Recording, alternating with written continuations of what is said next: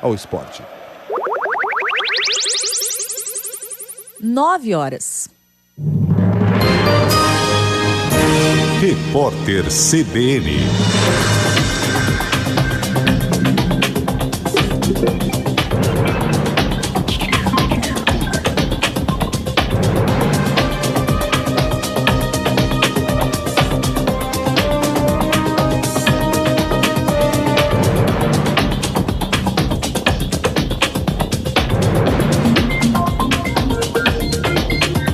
Quinta-feira, 3 de abril de 2025. O indicador da FGV, que faz uma projeção do mercado de trabalho, apresentou alta depois de 4 meses de queda. O índice subiu 0,4 ponto em março e chegou em 76,3 pontos. Apesar de positivo, o resultado não permite pensar numa reversão de tendência. Para a Fundação Getúlio Vargas, o mercado de trabalho tem dado sinais de resistência, especialmente com a manutenção do crescimento de vagas formais. As expectativas dos empresários para os próximos meses, no entanto, ainda são de desaceleração. O programa Pé de Meia já custa pelo menos 5 bilhões e 400 milhões de reais a mais do que o estimado pelo Ministério da Educação por causa da ampliação do público-alvo. Em agosto, a pasta havia projetado que 2 milhões e 400 mil estudantes do ensino médio seriam beneficiados. Mas, de acordo com os dados mais recentes, 4 milhões de alunos recebem bolsas atualmente. Um projeto que torna obrigatória a aprovação em uma prova no fim da graduação para exercer a medicina no país foi aprovado na Comissão de Educação do Senado e aguarda a análise da Comissão de Assuntos Sociais da Casa. Se passar pelo colegiado, o texto seguirá para a Câmara sem a necessidade de ser analisado pelos senadores. A ideia tem o apoio do Conselho Federal de Medicina, que seria responsável pela coordenação do exame de certificação. A presidente da Comissão Europeia, Ursula von der Leyen, afirmou que os países do bloco continental preparam uma resposta à iniciativa do tarifaço do presidente Donald Trump. Os produtos da União Europeia serão taxados em 20% para entrar nos Estados Unidos. Von der Leyen disse que a decisão do líder republicano representa um grande golpe para a economia mundial e que as consequências serão terríveis. O bloco europeu prometeu anunciar uma resposta ainda hoje. No horário de Brasília, 9h02.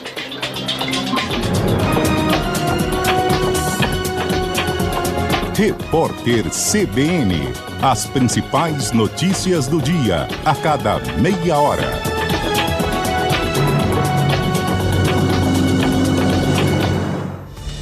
Você que está na Paraíba e acompanha a programação pela CBN João Pessoa, fica agora com as notícias da sua cidade. Até mais! Esta última meia hora do Jornal da CBN teve o oferecimento de Native, seu primeiro Allianz no Bessa.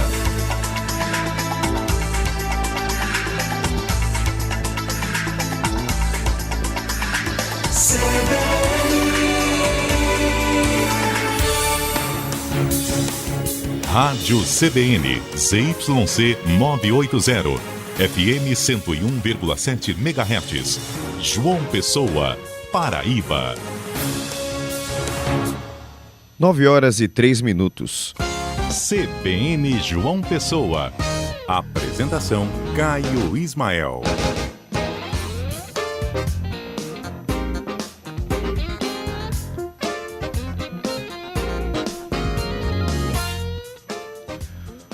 Bom dia, uma ótima manhã de quinta-feira para você. Hoje é 3 de abril de 2025 e o CBN João Pessoa está começando. Fique à vontade, aumente o volume do rádio, que a partir de agora são 3 horas de programação local, te informando de tudo o que acontece na nossa Paraíba. Se você já chegou por aí, manda sua mensagem lá no nosso WhatsApp, 98132 4088. Faz como o nosso ouvinte Zulu, que já mandou mensagem aqui cedinho, né? Mandou bom dia, enviou uma foto também da pista molhada lá no bairro dos Bancários, em João Pessoa. Diz que foi chuva rápida, mas fica atento, tá? Porque a previsão é de tempo chuvoso durante todo o dia e à noite também. Valeu, Zulu, um abraço para você. Lembra que dá para nos assistir em vídeo, tá? Pelo site cbnparaíba.com.br ou pelo YouTube. Já estamos com transmissão ao vivo por lá. Então um abraço para você que está acompanhando pelo YouTube também.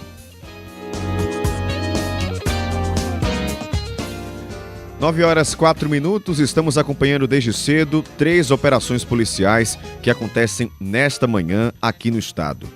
Em Santa Rita, a polícia investiga possíveis fraudes no concurso público para a Guarda Municipal. Em Santa Luzia, está acontecendo agora uma operação contra facções criminosas no sertão do estado. E em Patos tem operação da Polícia Federal contra um grupo suspeito de fraudar licitações. A manhã está agitada e você acompanha tudo por aqui.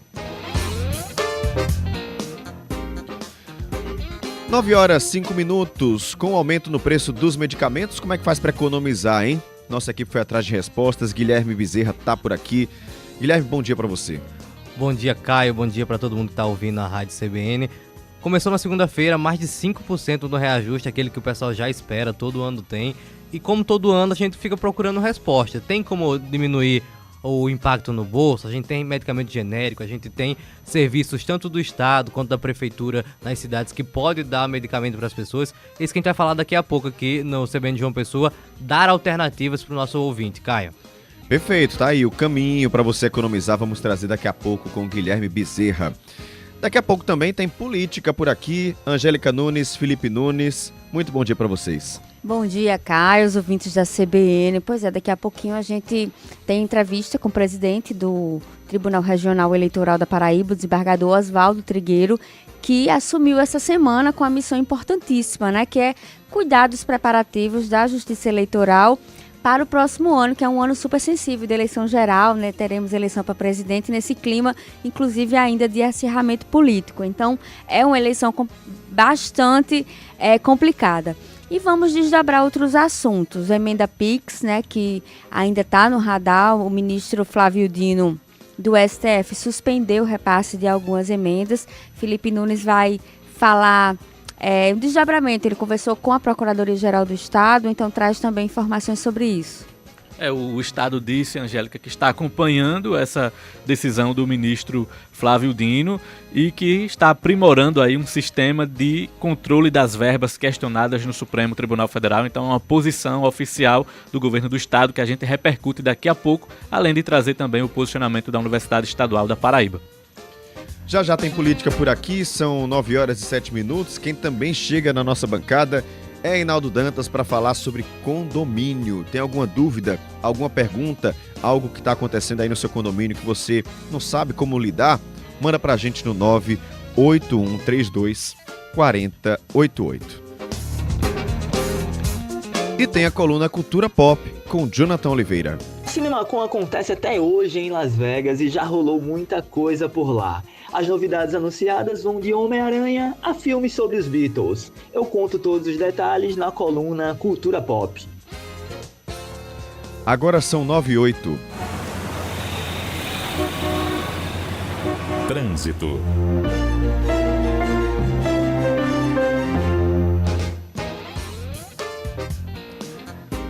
Trânsito muito tranquilo nos principais corredores aqui da região metropolitana de João Pessoa. Apenas um pequeno trecho na Avenida Epitácio Pessoa, ali próximo ao bairro do Miramar, chegando na Avenida Rui Carneiro. E tem também a Avenida Beira Rio, com fluxo intenso e lento, sentido centro, próximo ao Mercado Público da Torre. Avenida João Machado também com lentidão, cruzando a Vasco da Gama, seguindo até as proximidades do Hospital ali, São Vicente de Paulo.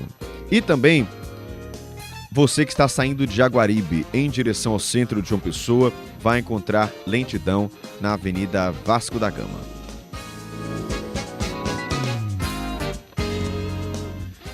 Vamos seguindo por aqui, um abraço para o nosso ouvinte Bruno Ellison, que está nos acompanhando de Bahia. Para todos vocês que estão chegando por aqui, manda sua mensagem, conversa comigo, 98132 4088. Vamos seguindo com os trabalhos técnicos de Luciano Cabral, na edição Felipe Nunes e na produção Renan Mesquita e Evelyn Lima. O CBN João Pessoa está no ar.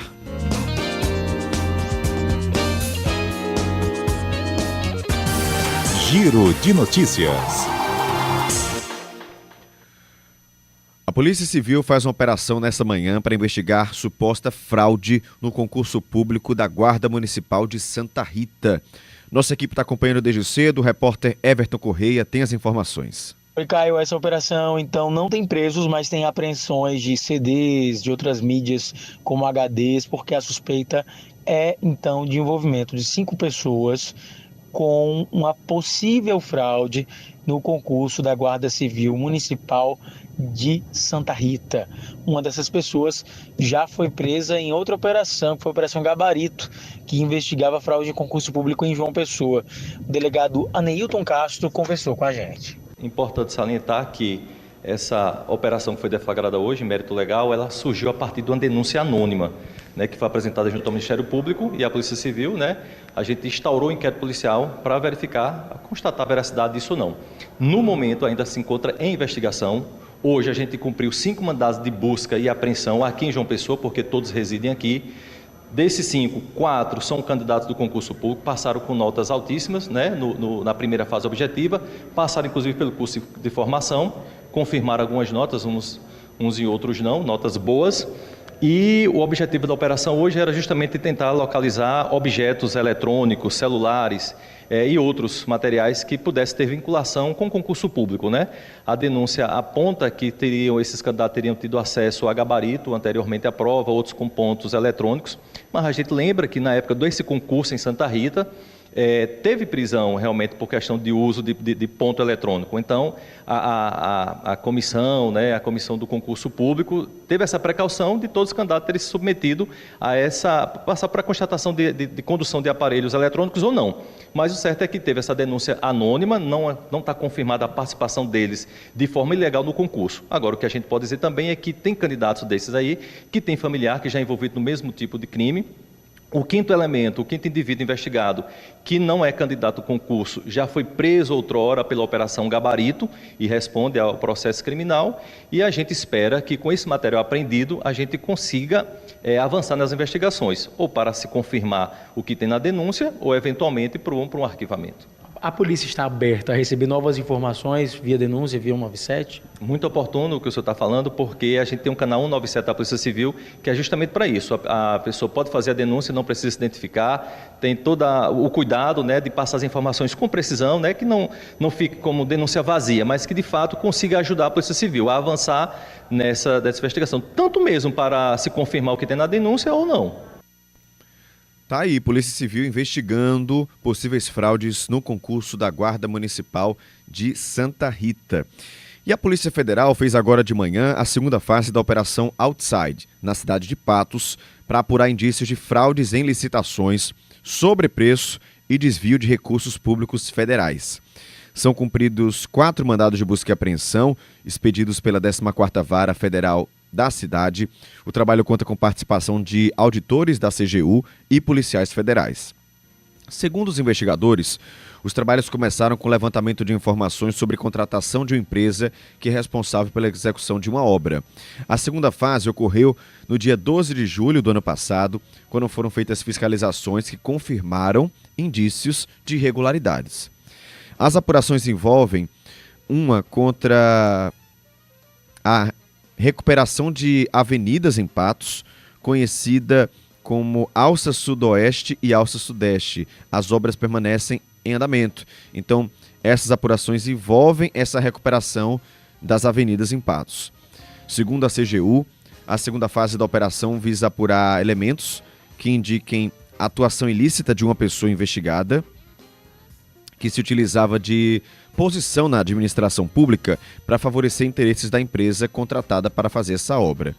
Com a ação, os investigadores querem resgatar os valores pagos indevidamente. O valor do contrato após os aditivos alcança um montante de mais de 6 milhões de reais. Já falamos de operação em Santa Rita, já falamos de operação em Patos e a gente continua no Sertão porque mandados de prisão, na verdade, de prisão e de busca e apreensão, 2 tipos de mandato, também estão sendo cumpridos na manhã de hoje pela Polícia Civil em Santa Luzia.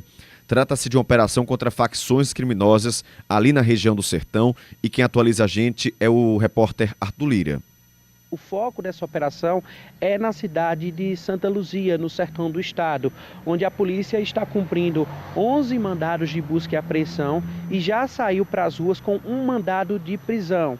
A informação que a gente tem é que existem pessoas que já estão sendo conduzidas para a delegacia, porque durante essa operação há a confirmação da Polícia Civil que foram encontrados armamentos e também drogas. Ainda não temos a confirmação de quantas pessoas estão sendo conduzidas, mas que estas pessoas estão sendo levadas para a delegacia justamente para verificação, já que esse material foi encontrado. Pela investigação da Polícia Civil, tudo começou quando no ano passado um integrante de uma dessas organizações criminosas, ele teria saído dessa organização e passou a fazer parte de um outro grupo criminoso. Isso desencadeou uma grande disputa pelo controle do tráfico de drogas na região de Santa Luzia. A polícia aponta que, além do tráfico de drogas, esses grupos estão com ligação direta em homicídios que estão sendo registrados. Só pelo que a Polícia Civil nos passou agora pela manhã, né, de novembro para cá, já são 7 homicídios que ocorreram na região e que teriam influência direta por essa disputa entre essas organizações criminosas. E 4 dessas mortes aconteceram só nos últimos 3 meses. Um outro detalhe que é importante é que a polícia vem acompanhando esse caso, investigando todas essas situações e percebeu que os principais pontos de atuação desse confronto ocorre na cidade de Santa Luzia, entre os bairros Vila e Monte.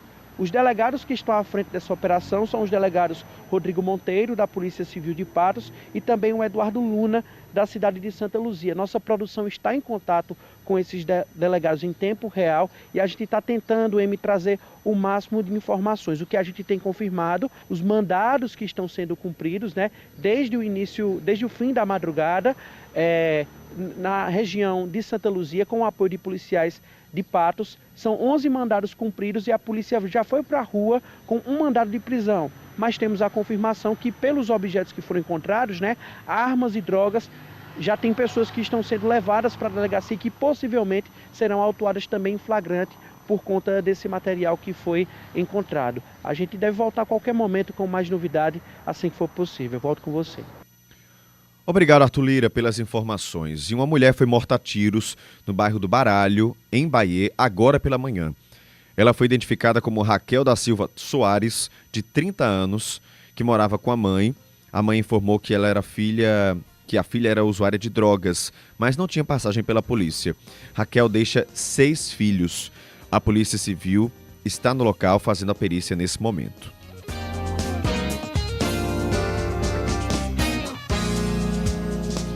São 9h17, o repórter Diogo Pinheiro conversou com o delegado da Polícia Civil de Pilões, João Amaro, que falou sobre as próximas etapas das investigações relacionadas ao ônibus escolar que transportava estudantes entre os municípios de Pilões e Cuitegi, local onde aconteceu uma tragédia que deixou 2 adolescentes mortos e mais de 30 pessoas feridas na última terça-feira.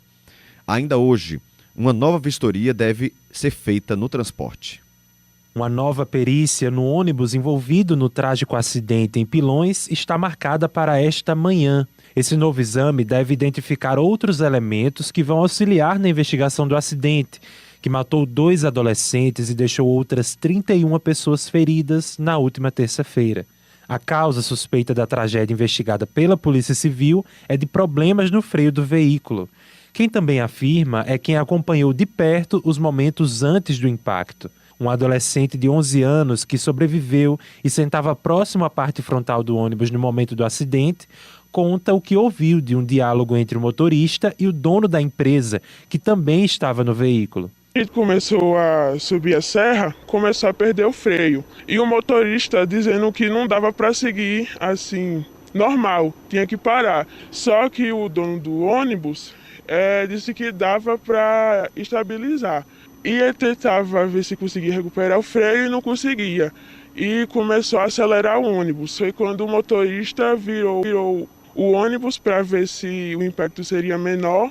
E a gente bateu lá, perto de uma barreira. Estou me sentindo traumatizada. Não estou conseguindo encontrar palavras para descrever o que aconteceu. O motorista do ônibus se apresentou na terça-feira em uma delegacia de Guarabira e prestou depoimento sobre o caso. De acordo com a Polícia Civil, este era o primeiro dia de trabalho dele na empresa, apesar de já ter 10 anos de experiência e habilitação compatível. No depoimento, segundo a polícia, ele afirmou que descia a serra numa velocidade de 30 km por hora. O proprietário do ônibus também prestou depoimento.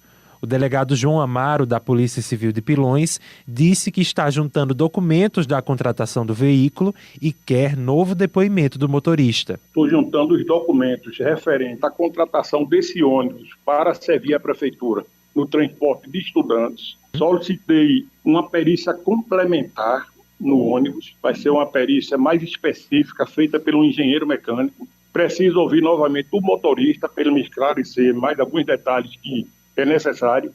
Só que esse motorista viria hoje, mas está no hospital de trauma, se eu fiquei sabendo, foi colocar uma platina no ombro, ele também ficou machucado. E vou ouvir o diretor de transporte da prefeitura, responsável pela frota que faz a linha dos estudantes. Eu estou na fase de juntar as peças do quebra-cabeça. Estou deixando para ouvir, talvez para a semana, alguns alunos que sobreviveram, graças a Deus, ao acidente. Aí não é no momento ainda de ouvir esses alunos não, porque eles estão muito traumatizados. O Detran da Paraíba confirmou que o ônibus não foi levado à última vistoria obrigatória em novembro do ano passado. O delegado ainda afirma que o veículo não tinha condições de rodagem. O veículo não estava adequado para o transporte, não existia cinto de segurança para os estudantes, para os alunos. Eu tenho uma informação informal que esse veículo não foi vistoriado, não passou por uma vistoria. Então, já são inícios das investigações. Pretendo dar celeridade, sim. Eu dependo de laudos. Já falei com o perito, com o diretor da criminalística, doutor Lynch. Ele disse que está tendo todo o empenho dos peritos, todo o empenho para priorizar esse laudo, para a gente dar uma resposta aí à sociedade. Reportagem Diogo Pinheiro. Ao todo, 8 pessoas deram entrada no hospital de trauma. 4 receberam alta na tarde da última terça-feira, 3 continuam internadas, incluindo o motorista do ônibus. Um adolescente de 15 anos passou por procedimentos médicos de emergência e logo após o período de observação recebeu alta hospitalar. O motorista passou por procedimentos médicos de emergência, quadro clínico dele é regular, porém ele segue internado. Uma mulher de 35 anos passou por um procedimento médico de emergência e segue internada também, quadro clínico estável. E a jovem de 18 anos passou por um procedimento médico de emergência que teve mão amputada, segue internada com quadro clínico estável.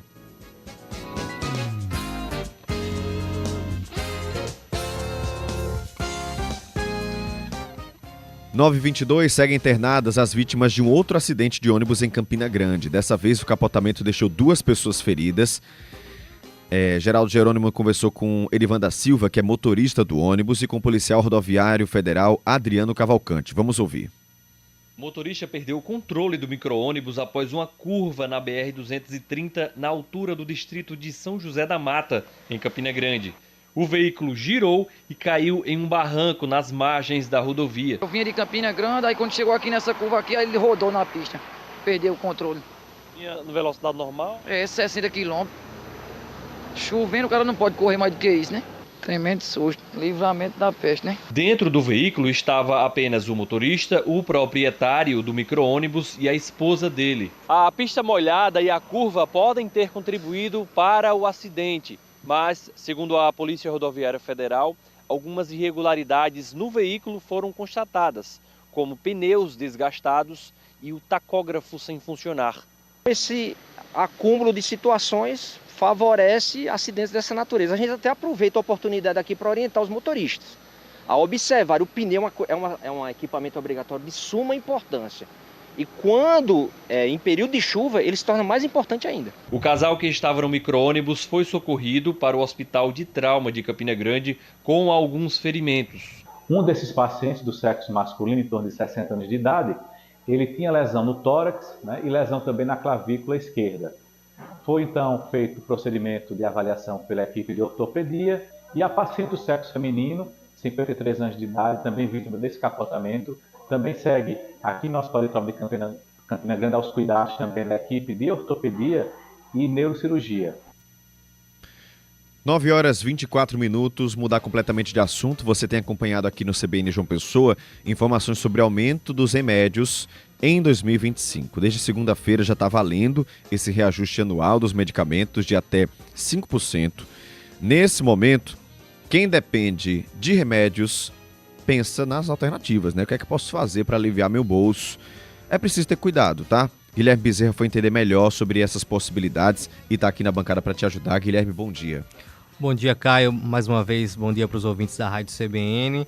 5,06%, na verdade, é o aumento esse ano. E muitas pessoas, a gente estava discutindo aqui, pessoas que dependem de tratamentos psiquiátricos, pessoas que têm doenças crônicas, dependem do medicamento todo mês e muitas vezes numa quantidade grande que acaba fazendo um peso no bolso das pessoas. Toda vez que tem esse reajuste, volta o debate sobre o que pode ser feito, quais são as alternativas. A principal e mais popular alternativa que a gente tem aqui no Brasil são os medicamentos genéricos, que são aqueles medicamentos que não têm marca e que possuem a mesma fórmula de medicamentos conhecidos, de grandes marcas que acabam descobrindo aquela fórmula e que depois de um tempo eles têm que liberar para que seja feito de forma genérica. Eu conversei com o Gabriel Freitas, que ele é farmacêutico e coordenador do Centro de Informação sobre Medicamentos da UFPB, que inclusive é um serviço que está disponível para quem tiver dúvidas sobre medicamentos, pode ligar lá, pode mandar e-mail, que eles respondem. E ele me explicou um pouco mais sobre como é que funciona um medicamento genérico. Aquele medicamento ele vai ter o mesmo princípio ativo, a mesma dose, a mesma forma farmacêutica e ele tem a mesma bioequivalência, ou seja, ele faz a mesma coisa que o medicamento de marca faz no nosso organismo, só que ele não tem marca. Ele não tem marca, só isso. A única diferença é essa. Todo medicamento que a Anvisa permitiu que a indústria colocasse aquela taxa, ele é um medicamento intercambiável pelo medicamento de marca. É exatamente por não ter marca que ele é, no mínimo, 35% mais barato. Isso vale para medicamento que não exige prescrição, vale para aqueles medicamentos de tarja vermelha, que o paciente precisa chegar na farmácia e apresentar a receita, vale para os medicamentos controlados, que tratam condições psicológicas, psiquiátricas, e vale para antibióticos também. Na conversa, Caio, ele reforçou para mim também a diferença entre genéricos e similares. Há 11 anos aqui no Brasil, existe uma lei que regulamenta os remédios similares. Segundo o Gabriel, esses remédios não têm obrigação de ter a fórmula exata. Eles podem ter uma fórmula parecida e adicionarem alguma coisa porque a marca é própria. Em vez de ser um remédio sem marca, ele tem uma marca própria que pode alterar aquela fórmula do remédio. Então, ficar atento. E ele recomendou que procurassem o farmacêutico de cada estabelecimento para tirar a dúvida. Genérico é sempre a fórmula igual. O similar, não, ele pode ter variação. A dona Maria José, que eu conversei com ela também, ela é aposentada e ela faz um uso de uma série de medicamentos, porque ela depende para dor, para tratamentos que ela realiza. E ela fala que sim, qualquer reajuste pesa no bolso. Com certeza, porque o gabapentina que eu uso é 3 caixas por mês. Aí ontem eu pesquisei na farmácia, tá R$ 39,99 cada caixa. O outro é o amitriptilina, é R$ 14,95. Também faz diferença, que eu comprava ele por R$ 7,00, tá o dobro. Cada minha lesão, né, eu faço uso do Buscopan, faço uso de 15 dias, de 30 em 30 dias eu faço uso de antibiótico, tudo é comprado. Se eu for comprar mesmo, eu gasto uns R$300 por mês. Nas cidades, as alternativas também é a distribuição gratuita que prefeituras e o Estado realiza. Aqui na Paraíba, pelo Estado, tem o Sedmex, que tem uma sede física que a pessoa pode ir lá e apresentar a receita, tentar entrar na lista lá de ganhar os medicamentos. E em João Pessoa, eu conversei com Gilcélia Menezes, que ela é coordenadora da assistência farmacêutica da prefeitura, e ela explicou como é que funciona para os pacientes terem medicamentos gratuitos pela prefeitura de João Pessoa. É necessário ter a receita, o cartão SUS e o comprovante de residência. E hoje nós temos 58 unidades de farmácia instaladas, localizadas nas unidades básicas de saúde, tá? Então, ele é porta aberta, certo? Então, ela pode ir, claro que ela vai numa farmácia mais próxima da residência dela. Eu acredito que em 15 dias nós vamos expor no aplicativo Palma da Mão todas as unidades de referência que tem farmácia, certo? E as policlínicas e CAPs, a lista dos medicamentos também, para facilitar o acesso. Fica aí informação, serviço importante, Caio, tanto do genérico quanto a distribuição de medicamentos, porque o pessoal está precisando, o público precisa e tem alternativas aqui na capital e na região metropolitana. É isso, não é chegar também, achar que pode ir para a fila do CDMEX ou do NAF para pegar qualquer medicamento, não é assim. Tem que a gente inclusive todo traz aqui na rádio que pessoas que estão autorizadas às vezes não estão recebendo por algum atraso, por alguma questão, então é todo um processo. Imagina quem não tem, né? Então fica aí essa dica para você economizar nos remédios. Obrigado, Guilherme. Até Valeu. mais. São 9h30 em ponto. Daqui a pouco a gente faz aquela pausa rápida para as notícias nacionais e volta com política, tá? Angélica Nunes e Felipe Nunes já estão por aqui para conversar com vocês e te atualizar do que acontece na política paraibana. Bem, antes da gente seguir aqui com o nosso noticiário, quero dar uma olhadinha no trânsito para te ajudar, porque desde cedo a gente tem acompanhado tudo isso, né? Trânsito muito tranquilo em toda a região metropolitana aqui de João Pessoa, apenas um pequeno trecho de lentidão na Tancredo Neves, quem está saindo do retão de Manaíra em direção ao centro. Você ouviu aqui no início do programa, com o repórter Arthur Lira, que a Polícia Civil faz uma operação na cidade de Santa Luzia. Essa operação para combater a atuação de 2 facções criminosas envolvidas em homicídios e tráfico de drogas no sertão. A polícia acaba de informar que durante a ação de hoje foram cumpridos 12 mandados judiciais, 11 de busca e apreensão e 1 de prisão. No total foram 4 pessoas presas, armas, drogas e munições também foram apreendidas e a operação contou com o apoio do 3º Batalhão da Polícia Militar, envolvendo 150 policiais civis e militares. São 9h31, aquela pausa rápida para as notícias nacionais e eu volto já com política. Repórter CBN.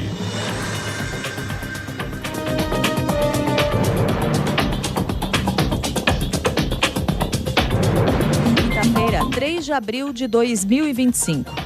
62% dos entrevistados em uma pesquisa Genial Quest afirmaram que o presidente Lula não deveria concorrer à reeleição. O número representa alta de 10 pontos percentuais na comparação com o levantamento anterior, que foi divulgado em janeiro. Mesmo assim, Lula empataria na margem de erro com o ex-presidente Jair Bolsonaro e venceria todos os demais candidatos da oposição nos cenários de segundo turno se a eleição fosse hoje. Bolsonaro está atualmente inelegível. Lula apareceu com 44% das intenções de voto contra 40% do adversário. A pesquisa foi feita entre os dias 27 e 31 de março e ouviu 2.004 pessoas. As entregas da Embraer subiram 20% entre janeiro e março e somaram 30 aeronaves. A base de comparação é o primeiro trimestre do ano passado. Segundo projeção da companhia, a empresa deve entregar até 85 aviões comerciais neste ano, aumento de 10% na comparação com 2024. A primeira frente fria, a mais intensa do outono, vai mudar o tempo no sul e no sudeste do país. Há previsão de chuva forte para essas regiões nos próximos dias. Temporais são esperados principalmente em São Paulo e no Rio de Janeiro. Deve haver queda nas temperaturas com risco de geada nas localidades mais frias do sul do Brasil. Autoridades de uma província do sul da Síria afirmaram que 9 civis morreram em um bombardeio israelense contra a região. O exército do governo de Tel Aviv afirmou que as tropas responderam a tiros durante uma operação que eliminou combatentes. Horas antes, ataques israelenses atingiram Damasco e o centro do território sírio. No horário de Brasília, 9h33.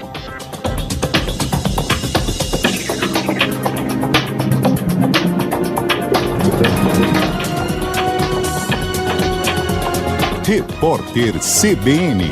As principais notícias do dia, a cada meia hora.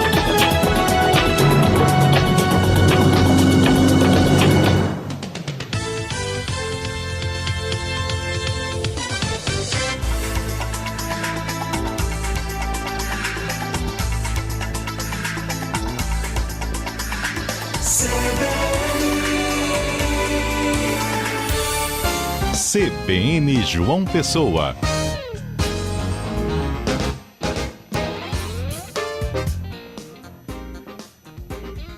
9h34.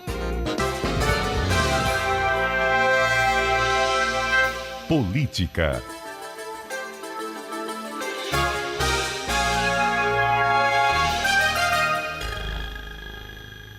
Vamos falar de política a partir de agora. Estou aqui na bancada com Angélica Nunes, com Felipe Nunes e em Campina, Pedro Pereira. Felipe, começar com você, bom dia. A gente falou ontem sobre a decisão do ministro Flávio Dino, do STF, em suspender o repasse das emendas parlamentares para as universidades e também fundações de apoio em 8 estados, incluindo a Paraíba. Claro, você tem um desdobramento desse assunto, né? Oi, Caio, bom dia para você, Angélica, Pedro, bom dia especial a quem nos acompanha. Exatamente, Caio, porque é um assunto de interesse público sobre o qual a gente sempre vem falando, que é a transparência das emendas parlamentares. E aí a Procuradoria-Geral do Estado respondeu a um questionamento que fizemos em uma nota enviada aqui à Rádio CBN. A Procuradoria afirmou que acompanha de perto a decisão do ministro Flávio Dino, que suspendeu o repasse de emendas parlamentares para a Paraíba e outros 7 estados. Essa decisão se deu de acordo com a decisão do ministro pela falta de uma resposta do governo do estado sobre a forma da execução desses recursos. Nessa nota enviada à CBN, a Procuradoria-Geral do Estado afirma que a Controladoria-Geral do Estado está conduzindo diligências e finalizando os ajustes necessários para a operação de um sistema aprimorado de controle das verbas que são questionadas aí no Supremo Tribunal Federal. Vale lembrar, Caio, que além da Paraíba, outros 7 estados são atingidos por essa suspensão dos repasses: Acre, Alagoas, Maranhão, Pernambuco, Piauí, Rondônia e Sergipe. E aí há uma discussão sobre o impacto dessa decisão aqui para o estado, que pode afetar o recebimento de recursos pela Universidade Estadual da Paraíba, mas numa nota que foi divulgada ontem pela instituição, documento publicado inclusive no site da UFPB, a instituição nega qualquer tipo de irregularidade na execução desses recursos federais e afirma ainda que todos os recursos utilizados e destinados para a UEPB estão disponíveis no portal da transparência, Angélica. Ainda nessa nota enviada aqui para a CBN, o Estado afirma que a determinação de Flávio Dino, abre aspas, tem um papel fundamental para garantir mais transparência e controle, inclusive pela sociedade, sobre a aplicação dos recursos de emendas parlamentares. E aí há uma informação importante, né, que é essa do governo do Estado, que está construindo um controle para o acompanhamento dessas emendas, que é uma solicitação do ministro Flávio Dino. Como eu disse, essa decisão se deu pela suposta ausência do governo do Estado em responder ao Supremo, mas essa nota aqui afirma que o Estado está desenvolvendo, né, esse sistema de controle das emendas. E a gente espera que isso, de fato, possa acontecer. Tem um problema quando a gente trata de dinheiro público, que é quase sempre no gerúndio, né? Tá fazendo, desenvolvendo, pensando. E aí o problema é que nesse ínterim até resolver criar, né? E estabelecer uma plataforma para controle dos gastos, muito dinheiro vai ser disperso, né? Porque a modelagem como esse dinheiro chegou aos cofres das entidades é totalmente questionado, né? Pelos órgãos de controle, pelo TCU, já que trata-se de verba federal, e agora pelo Supremo Tribunal Federal. É dinheiro que pinga na conta, como eles dizem, né? Inclusive falam isso com muito otimismo, porque antes havia uma burocracia exatamente para evitar, né, que o dinheiro despeje em outro lugar. Então, há essa questão, né, da falta de transparência, e esse gerúndio é muito grave, porque quanto dinheiro não já chegou, né, sem a gente saber para onde foi, e agora até sabendo para onde foi, mas não sabendo como ele foi executado. É bem complicado, Angélica, isso que você traz, porque mostra como as coisas são feitas atropeladas no país, mas atropeladas intencionalmente. Intencionalmente, é o jeitinho brasileiro da classe política, né? Atropelado intencionalmente, porque como é que você cria uma emenda e aí o argumento dos parlamentares é até justo, a gente está perto, a gente está ali vendo, a gente quer investir dinheiro onde está precisando, tudo bem, mas de uma maneira que a gente não sabe nem para onde está indo. Aí agora sabe para onde está indo, mas não tem como cobrar daquele gestor. E aí uma crítica que a gente sempre faz é o governo federal, o governo estadual, o governo municipal, eles que são cobrados por aquela rua que está faltando, por aquilo que não está. O parlamentar, que também está administrando dinheiro público, não está sendo cobrado. Né? Porque a gente nem sabe também, né? E outro ponto muito complicado, aí a gente falou aí do processo, né? Cria-se o dinheiro, mas não se cria um processo para investigar, para explicar quem está mandando, para onde está indo, de que forma vai ser aplicado. Isso aí foi sendo criado depois. Isso é muito estranho. E, além disso, a gente consegue ver na história recente muitas instituições filantrópicas, organizações sociais envolvidas em casos de corrupção com fortes indícios de envolvimento, de uso de dinheiro público de forma indevida. Então, a pessoa fala, mas eu dei 2 milhões para tal lugar que realmente precisa, uma instituição que cuida, por exemplo, vou usar um exemplo assim fictício, cuida de animais. Certo, é justo, mas e aí? Como é que está sendo fiscalizado esse dinheiro público que está sendo utilizado lá? Não tem. Há muita flexibilidade, né, nessa questão de criação de ONGs, de entidades que são declaradas de interesse público para exatamente receber verbas federais, estaduais, municipais que sejam. E aí há essa necessidade de ter esse controle da prestação de contas, né, de como esse dinheiro foi utilizado, para não acontecer o que vem sido discutido pelo STF, né, de não ter esse rastreio. Vale lembrar que há uma cobrança dos parlamentares, né, para que deem mais transparência, mas agora essa decisão cobra a outra ponta também, né, para que mostre a transparência de como essa execução acontece. E o governo do estado disse, por fim, nessa nota enviada aqui para a CBN, que o estado apresentará ao Supremo todas as medidas administrativas já realizadas e solicitará o desbloqueio de repasses. Para finalizar, Caio, nós conversamos aqui na CBN, ontem no Cotidiano, com o professor do Departamento de Gestão Pública da UFPB, o professor Fernando Torres, que é doutorando em administração e estuda a transparência das emendas parlamentares, e ele fez uma avaliação dessa decisão do Supremo Tribunal Federal e disse também sobre o que pode ser melhorado na aplicação desses recursos. A gente não está lidando com dinheiro público, né? Que o dinheiro ele tem dono, no caso é do contribuinte. A gente está lidando com recursos do contribuinte, né? Do pagador de impostos. Então o ministro nada mais do que ele está exercendo a sua função ao exigir uma maior transparência, vamos colocar assim, no direcionamento das emendas, na aplicação desses recursos. Quando se trata especificamente das emendas PIX, você, como cidadão comum, é capaz de rastrear, ao consultar o portal de transparência pública, o direcionamento que essas emendas tiveram. Agora, onde elas foram aplicadas, não tem essa informação. E é nisso que o ministro ele já vem há algum tempo batendo nessa tecla. É isso, Caio. Seguiremos acompanhando até que haja o destravamento da aplicação desses recursos. Esperamos que com mais transparência. E aí, Angélica, você falou do gerúndio, né? A gente está fazendo, estamos esperando. Criando, estamos esperando, né, esse relatório. Inclusive, essa plataforma que a gente quer saber para onde vai o dinheiro público. Estamos esperando a plataforma, né? E aí, a nossa ouvinte, a Maria de Dias, disse, bom dia, bancada. E o eleitor continua votando. No gerúndio. Ainda bem, mas não vamos reclamar do voto, não, porque pelo menos estamos votando. A gente só tem que aprender a votar melhor. Melhorar como praticar esse voto. Com certeza. E aí, já que a gente está falando de voto, né, algo... A gente já vai pular, então, para nossa entrevista aqui. Uma entrevista super importante, porque o desembargador Oswaldo Trigueiro do Vale Filho assumiu na última segunda-feira a presidência do Tribunal Regional Eleitoral da Paraíba. O desembargador fica no cargo até março do próximo ano e é com ele que a gente conversa a partir de agora em nossos estúdios aqui em João Pessoa. Desembargador, um ótimo dia para o senhor. Seja bem-vindo aqui à CBN.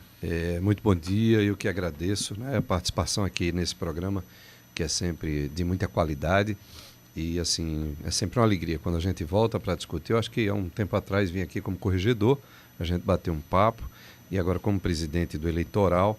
E aqui estou à disposição para a gente aí discutir algumas questões que vocês acharem interessantes. Participam comigo Angélica Nunes, Felipe Nunes e Pedro Pereira, lá em Campina.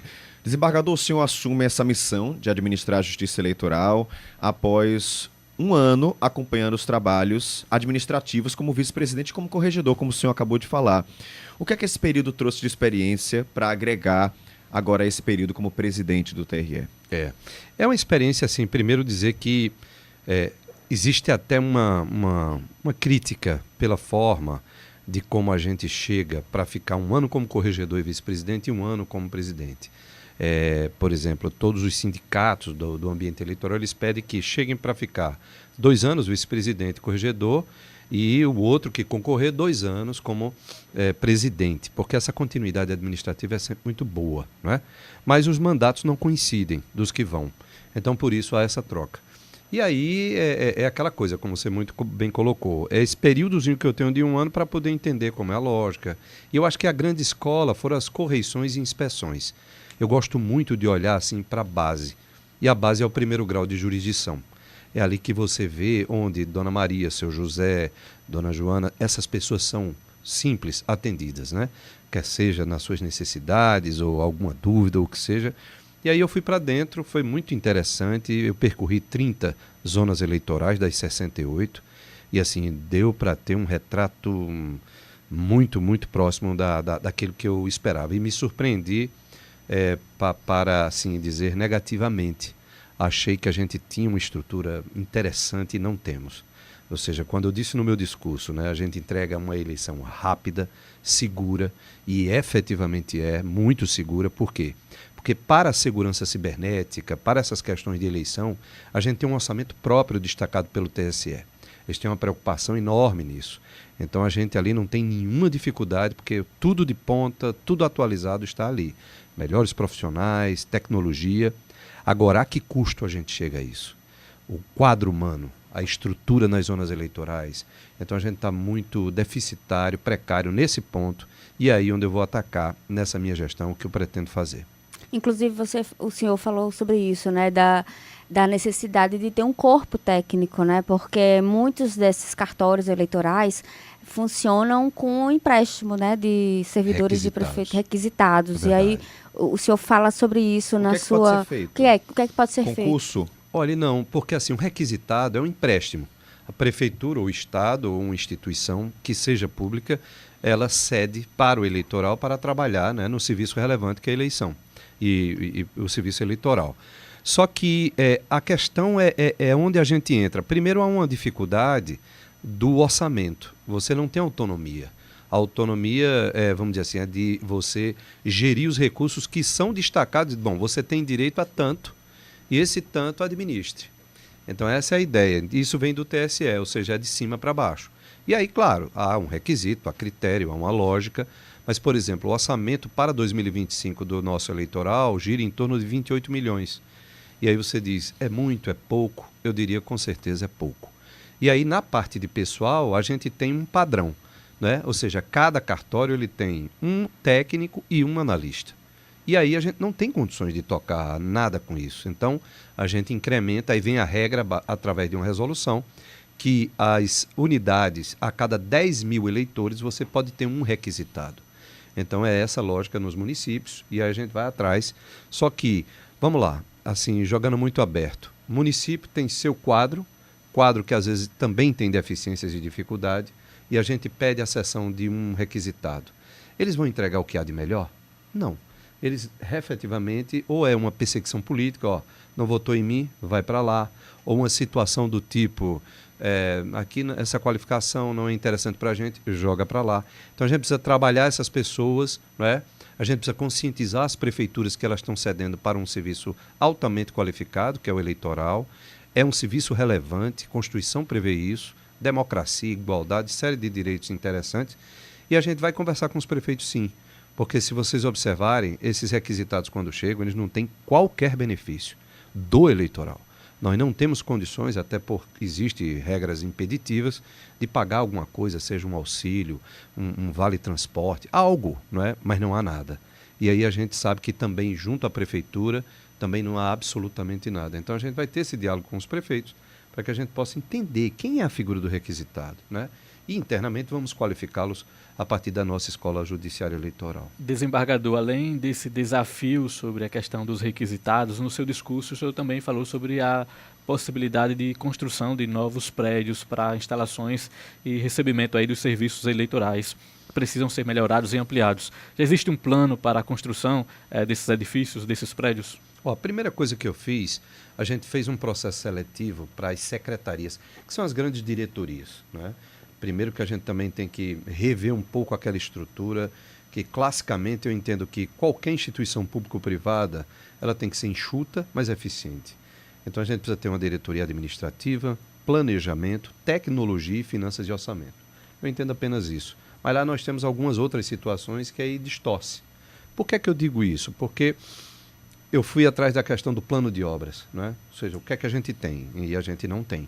Então é preciso primeiro o diagnóstico para poder atacar as prioridades. Há uma lógica no TSE que a gente pare de construir e alugue. Por quê? Porque economiza.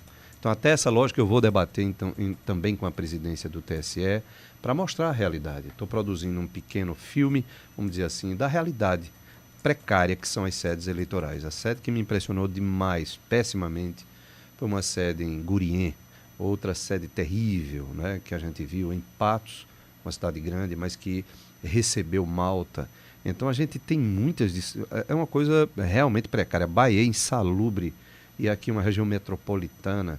Então eu vou percorrer as outras todas, né, vou conhecer de perto, mas eu já destaquei para o setor próprio fazer o levantamento urgente, né, para que a gente ataque as prioridades e buscar parcerias inteligentes, patrimônio da União. Às vezes tem um prédio muito bom, está desativado e a gente pode reformar e aí, né, bem instalar. Parcerias com o próprio Tribunal de Justiça, a exemplo de um buzeiro. Um buzeiro eleitoral é dentro do fórum. Fórum enorme e agrega muito bem. Então a gente vai dar uma melhorada ali, fazer uma padronizada. Aí temos a figura de Bahia, por exemplo. Vou falar com o Fred, com certeza. Meu amigo, me arruma um cantinho aqui dentro desse fórum magnífico que é Bahia, para que eu possa agregar e colocar o pessoal lá, porque onde eles estão não tem absolutamente condição de trabalho. Então, assim, são criatividades, mas eu vou levar o discurso no foro próprio, que próxima quarta-feira, né, todos os presidentes dos TRE se encontram com a ministra Carmen Lúcia e o debate é geral. Eu vou levar esse ponto. Uma vez eu levei esses pontos, ela olhou para mim e disse: olha, o senhor é corregedor, o senhor não é presidente. Digo, agora tá, não tem como responder. Agora não tem, né? Agora vai ser um debate legal, com certeza. Estamos conversando com o desembargador Oswaldo Trigueiro do Vale Filho, que assumiu na última segunda-feira a presidência do Tribunal Regional Eleitoral da Paraíba. Presidente Pedro Pereira, em Campina Grande, tem uma pergunta para o senhor. Pois não. Presidente, seja muito bem-vindo à Rádio CBN. No ano passado, presidente, principalmente após o período eleitoral, uma série de ações de investigação judiciais eleitorais, as famosas AGEs, foram impetradas do litoral ao sertão da Paraíba. A gente viu muito essas ações sendo colocadas na justiça. A prece de hoje, presidente, quantas AGEs o TRE já recebeu, quantas foram protocoladas e quantas ainda estão em andamento, além daquelas que foram julgadas? O senhor saberia precisar? Olha, Pedro, primeiro agradeço a pergunta, bem pertinente. Eu não tenho esse dado, né? Como eu disse a você, assim, eu me ocupei com a questão mais interna e tal. Agora, de questão originária, que é a corregedoria, que é a relatora, nas questões, por exemplo, que envolve governo do Estado, que envolve situações mais, vamos dizer assim, com uma dimensão até maior, porque tivemos agora recentemente prefeituras, né? E existem algumas AGEs que estão sendo tratadas nos ambientes próprios, mas originariamente a corregedoria trata de algumas AGEs. Eu peguei, foram 7 AGEs, uma de 2018, acho que o restante todas de 2022. E eu digo a você que hoje nós temos 2 AGEs apenas, ou seja, eu julguei todas elas, ou quase todas. Essas últimas 2 foi porque, entenda, às vezes é um deputado que é testemunha, é um prefeito que é testemunha, e aí eles têm a condição de marcar o horário que lhe é conveniente e às vezes dá desencontros. Então, por exemplo, tem 2 AGEs que a gente está pendente de ouvir. Uma, eu acho que é o deputado Gervásio Maia, que aí foi um desencontro, uma vez minha, uma vez dele, e uma outra foi de uma prefeita, acho que de Alagoinha, que teve um problema de saúde e aí cardíaco, e passou aí um período que infelizmente eles não abriram mão do depoimento desta senhora. Então isso atrasou, mas o restante todo a gente já julgou, né? Algumas já transitadas em julgado, a de 18 e as 4 de 22. Enfim, a gente está nesse caminho, mas eu posso fazer esse levantamento e passo aqui para a produção da situação mais recente, que foi essa última eleição municipal. Houve um aumento dessas ações, porque pelo menos no nosso pensamento, que a gente tem percebido é que me parece que aumentou muito, foram muitas, pelo menos nessas últimas eleições. Sob o ponto de vista de investigação judicial eleitoral, a política, principalmente aqui na Paraíba, ela é muito palpitante, né? As pessoas de fato buscam, né, e provocam, às vezes coisas assim banais, que não tem qualquer sentido, mas outras que são importantes. Então, assim, o volume sempre é muito grande e ele não destoa, não é que aumentou ou diminuiu, mas mantém-se nessa média, que é uma média alta, tá? Para a realidade paraibana. Então, eu diria que, às vezes, essa questão do esclarecimento, mas a disputa eleitoral, ela traz isso, né? Não Vai tem ser jeito. sempre judicializada, né? Tem um terceiro turno, né? Mas aos poucos a gente tem que ter a habilidade de desenvolver algumas campanhas, esclarecimentos. Às vezes tem essa ideia, a gente está um pouco afastado de partidos políticos, do próprio segmento político. Quando eu fiz essa iniciativa com a Câmara dos Deputados, através do presidente, o paraibano Hugo Mota, para que as escolas possam se comunicar, eu mirei um pouquinho a juventude. Mas existem espaços, eu estou indo na próxima quarta e vou visitar o ambiente lá da escola da Câmara. Eu já tinha tido a oportunidade de conhecer, mas expor informações, né, da internet, mas eu vou visitar pessoalmente porque eu acho que é interessante se a gente tiver algum link com o ambiente político, seria muito bom essa aproximação, esclarecimento, né, o debate, mas enfim, é por aí. Desembargador, por falar... Pode seguir, Angélica. Eu queria puxar, porque o presidente, no dia da posse, ele assinou alguns termos, alguns são importantes, de eficiência energética, bastante importante. Esse com o Hugo Mota também é bastante interessante, né, para da formação política à nossa população. Mas tem um que é bem interessante, eu acho que é um discurso que a gente precisa popularizar, que é a questão da justiça restaurativa, que funciona na justiça comum, e o senhor está querendo implementar isso na eleitoral. Eu queria que explicasse para quem nos acompanha primeiro, Angélica, o que significa. Primeiro lhe dizer que eu não estou querendo, não. Eu vou implementar. Vai, exatamente. Isso aí não tenho nem dúvida. Eu acho que essa é uma das grandes bandeiras, sob o ponto de vista de política institucional. O movimento restaurativo, segundo alguns estudiosos, ele tem uma perspectiva de atuar em qualquer ambiente que tenham relações humanas. Quando eu cheguei no TRE, eu percebi uma coisa interessante na sede.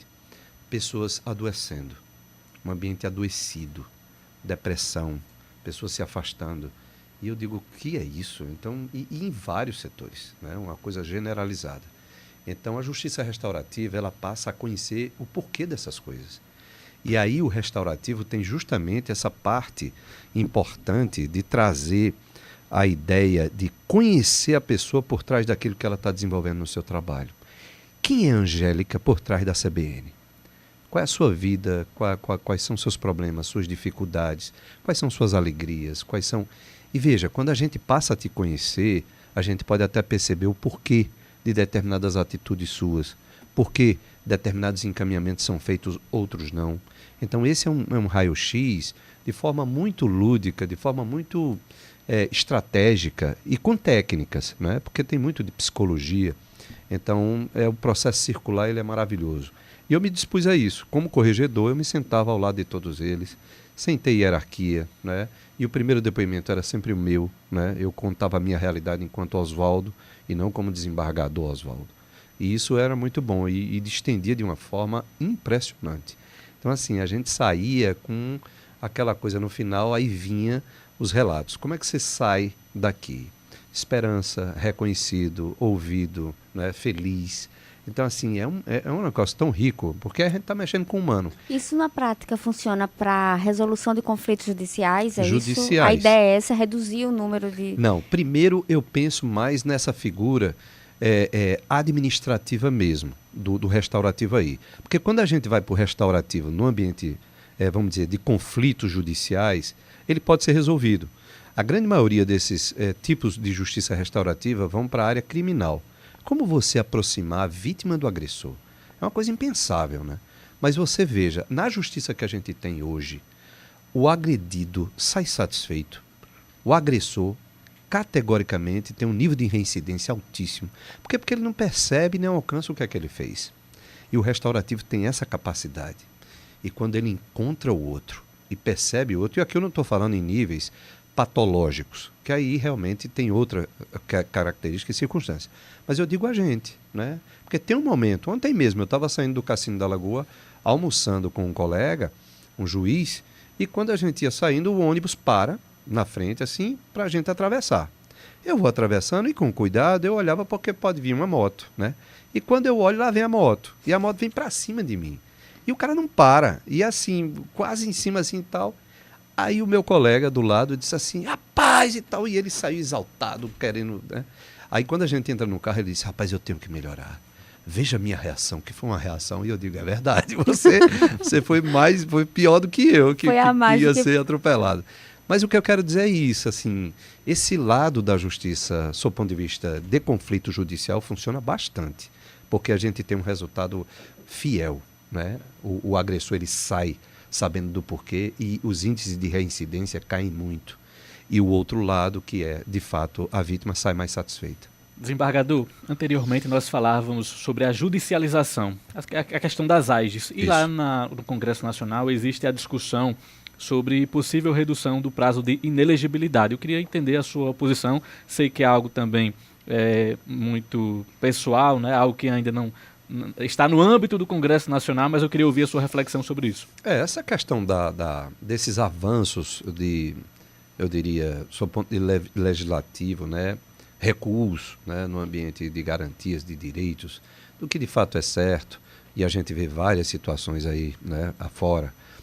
Se você colocar aquela lei de improbidade administrativa, né, como ela deu uma recuada feroz na questão de tipificar o elemento subjetivo da culpa e do dolo, agora só dolo e dolo específico, então é mais complicado você...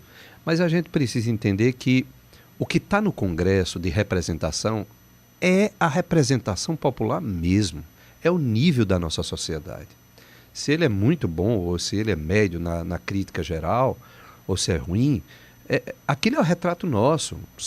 Muita gente diz, se eu tivesse ali faria pior ou faria melhor. Mas assim, o que eu quero dizer é que sempre a gente observa situações do ponto de vista casuístico, né? Ou seja, diminuir situações que possam me prejudicar ou não, sob o ponto de vista político. E a inelegibilidade vai também nessa, ou seja, a redução, né, desses prazos. É preciso um debate mais aberto, a gente não encontra esse debate, né, a não ser lá dentro. O debate popular, veja, salvo raríssimas exceções, e às vezes essas exceções também são conduzidas e manipuladas, o povo aparece. Então, assim, é importante que a gente pudesse ter foros de debate para entender. O povo aceita isso? É razoável? Né? Enfim, minha opinião pessoal é que a gente precisa dessa discussão, desse debate, para poder chegar a um termo razoável. 8 anos é o ideal, 6 anos, 4 anos, enfim. É uma questão que a gente precisa de um debate mais aprofundado. Estamos conversando com o desembargador Oswaldo Trigueiro do Vale Filho, que assumiu a presidência do TRE na última segunda. Vamos fazer uma pausa rápida para as notícias nacionais e a gente segue essa entrevista daqui a pouquinho. Fica por aqui. Repórter CBN.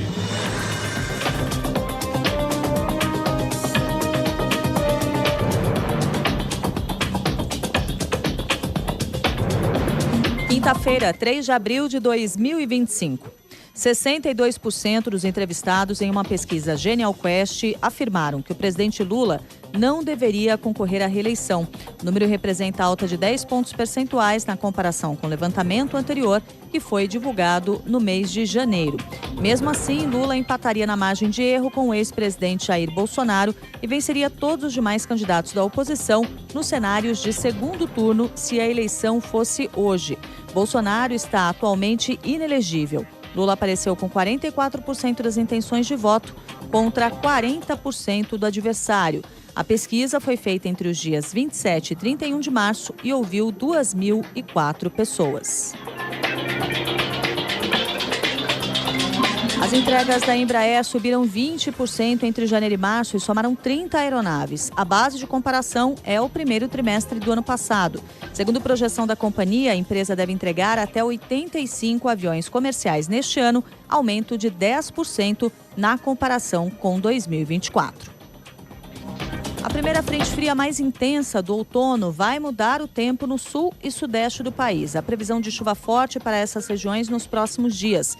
Temporais são esperados principalmente em São Paulo e no Rio de Janeiro. No horário de Brasília, 10h04.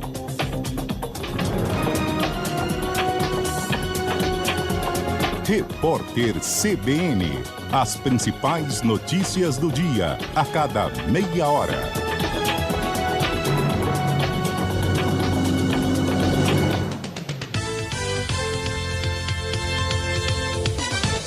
Esta próxima meia hora do CBN João Pessoa tem o oferecimento de HNSN Redditor. Precisão no cuidar.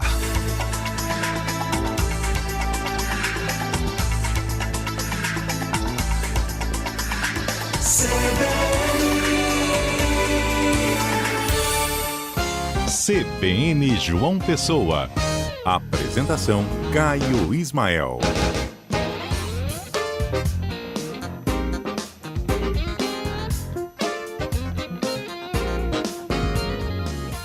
10h04, estamos de volta com CBN João Pessoa, programa de notícias das suas manhãs aqui na 101.7 FM. Seja muito bem-vindo, fique à vontade, tá? Segunda hora aqui da nossa programação local, seguimos até a hora do almoço, sempre te informando do que acontece na nossa Paraíba. Muito obrigado a todos que estão participando, nosso WhatsApp é o 981324088, inclusive já chegou pergunta aqui para o desembargador Oswaldo Trigueiro, que é o novo presidente do Tribunal Regional Eleitoral da Paraíba. Antes de eu trazer aqui a pergunta do ouvinte, quero seguir com os nossos comentaristas que querem continuar, né, seguindo nessa entrevista, fazendo perguntas aqui para o desembargador. A gente tem acompanhado um processo pré-eleitoral muito intenso já, perspectiva de polarização política ainda. Não estamos em ano eleitoral, mas é o ano da justiça se preparar para ela. Eu queria saber do TRE da Paraíba, o senhor na condução agora, o que está sendo feito nesse trabalho, né, desse ano pré-eleitoral. Eu diria que a gente tem toda uma rotina nesse sentido, já bem estabelecida. A parte técnica nossa, ontem eu defini, né, como coordenador do setor de segurança cibernética, que foi pelo processo seletivo, concorreu, eram quase 8 candidatos, e ganhou mais uma vez o que vai para lá, que era o anterior. Eu não sou muito bem de guardar nomes, mas enfim, ele sempre dava entrevistas e ele foi confirmado, e a gente batia um papo sobre a questão de urnas, como é que está. Então a gente tem uma situação das urnas de 2013 que são problemáticas, sempre deram caracteristicamente problemas. Então a gente tem essas urnas que estão lá paradas, a gente conseguiu para a última eleição um empréstimo vindo do Distrito Federal, elas foram todas preparadas, parece que é de 2015 ou 2018, né? E eu estarei agora também nessa próxima semana fazendo uma visita ao ambiente do Distrito Federal para justamente tratar a permanência dessa ou a conseguir, né, urnas. São em torno, a gente tem o quê? Aqui no estado, 13 mil urnas, né, que são essas figuras, né, naturais para as eleições e as contingências, né, que a gente tem de reserva. Então, todas elas vamos dizer, são checadas periodicamente, há todo um processo de avaliação desse ambiente. Temos também, e eu vou botar Márcio Murilo, a gente já bateu um papo com isso, até porque ele tem expertise. A gente precisa também, outro fato administrativo, desse enxugamento, da melhoria, é a questão de unificação de cartórios, especialização de zonas. Então é uma matéria que a gente vai enfrentar a partir de agora, que isso pode ter resultados interessantes, do ponto de vista de praticidade e de eficiência. Então ele vai assumir esse comando desse projeto e eu creio que a gente está muito bem preparado e encaminhado, porque o corpo técnico é muito bom, é muito bom. O nosso aqui é espetacular. O senhor mencionou a questão das urnas, essa é uma pergunta apenas complementar, porque eu li que o TSE vai destruir 195 mil urnas descartáveis, né? Tá. Que são muito antigas. Isso. Aqui na Paraíba já existe uma estimativa de quantas serão descartadas e eventualmente substituídas? Olha, eu acho que essa rotina do envio de urnas, né, muito antigas, ela é sempre... Então a gente tem as urnas mais antigas daqui, vamos dizer assim, a gente tem situações mais recentes, então já foram encaminhadas. Então é sempre essa mudança que é rotineiro, né? Ou seja, os fabricantes, eu dizia isso ontem a ele e dizia assim, o ideal, por exemplo, a gente chegar numa eleição dessa, né, 13 mil urnas 2024 ou 2025, né, novas, mas não é o ideal, não temos esse ideal. Mas esse processo é um processo natural de descarte, né, de envio, de renovação do parque, né, tecnológico a partir da questão das urnas, mas eu não sei precisar quantas urnas a gente tem para envio de descarte, mas diria que hoje o nosso parque de 13 mil urnas são urnas modernas e mais recentes. Desembargador, temos perguntas de ouvintes por aqui, e aí eu separei algumas delas, separei duas delas. O Fernando Lira pergunta sobre a Operação Calvário, né? Está arquivada? Não há julgamento? Em que pé anda? Sei que vocês não costumam comentar casos específicos, mas eu vou juntar com a pergunta do Helder, porque a gente consegue dar algo mais amplo. O Helder fala que sente falta, elogiou o pensamento do senhor, mas disse que falta pouco de celeridade na conclusão dos processos, pelo menos é o que ele e muitas pessoas sentem. Como é que anda, né, as discussões sobre isso, sobre a celeridade dos processos que chegam ao TRE? Primeiro que eu acho que é importantíssimo, a gente não vai comentar mérito do caso, que isso aqui não é o objeto, mas ele toca na parte de celeridade, questão de competência. Veja, isso é uma novidade para a gente, não é? Ou seja, é final de 2023 que o Supremo define que de fato a competência não é, local, dos TREs, sai da Justiça Comum. E isso é uma novidade por quê? Porque eu pergunto e respondo sem medo de errar. A gente estava preparado para isso? Não. Ou seja, a justiça eleitoral, ela existia apenas para quê? Para fazer as eleições. A preocupação dela é essa e tudo que envolve. Então foi-se entendido que essas grandes situações, sob o ponto de vista de crimes complexos, eles eram conexos com o eleitoral. E aí passou-se essa ideia e aí chegou para a gente o quê? A Calvário. Que é uma coisa enorme, né? Vários réus, uma situação terrível. E assim, como distribuir isso? Então a gente ainda patinou um pouco. Por quê? Porque tudo era novo no ambiente eleitoral. Aí você vai para dentro. Você tem estrutura de assessoria especializada na área criminal? Não tem. A gente tem na parte de eleição, em tudo que envolve eleição, a questão de registro de candidaturas, toda aquela celeuma, a gente está lá. Mudança de domicílio, agora crime. E crimes complexos. Então, veja, a primeira situação, eu não me lembro qual é o nome do cidadão que perguntou. Foram tanto o Helder quanto o... pegar aqui para a gente dizer os dois, o Fernando. Helder e Fernando, vejam bem. Primeira coisa que eu disse isso no meu discurso, acho que a Angélica lembra, que era a questão do enfrentamento a isso. Hoje, à tarde, depois da sessão, eu me reúno com todos os membros, né, do segundo grau, todos, né, para que a gente discuta, e eu já tenho uma proposta, como a gente vai enfrentar isso. A gente precisa de assessorias, precisa de tecnologia, precisa de um ambiente que, de fato, a gente afaste uma perspectiva de prescrição. E ela está próxima. Por quê? Porque já vem um tempinho aí que a gente vem com essa situação. Então eu vou jogar a assessoria para o primeiro e para o segundo grau. Por quê? Porque agora também com a modificação do Supremo, no pensamento de que não basta você perder o foro, mas continuará no segundo grau. Isso é terrível, porque dificulta mais uma vez.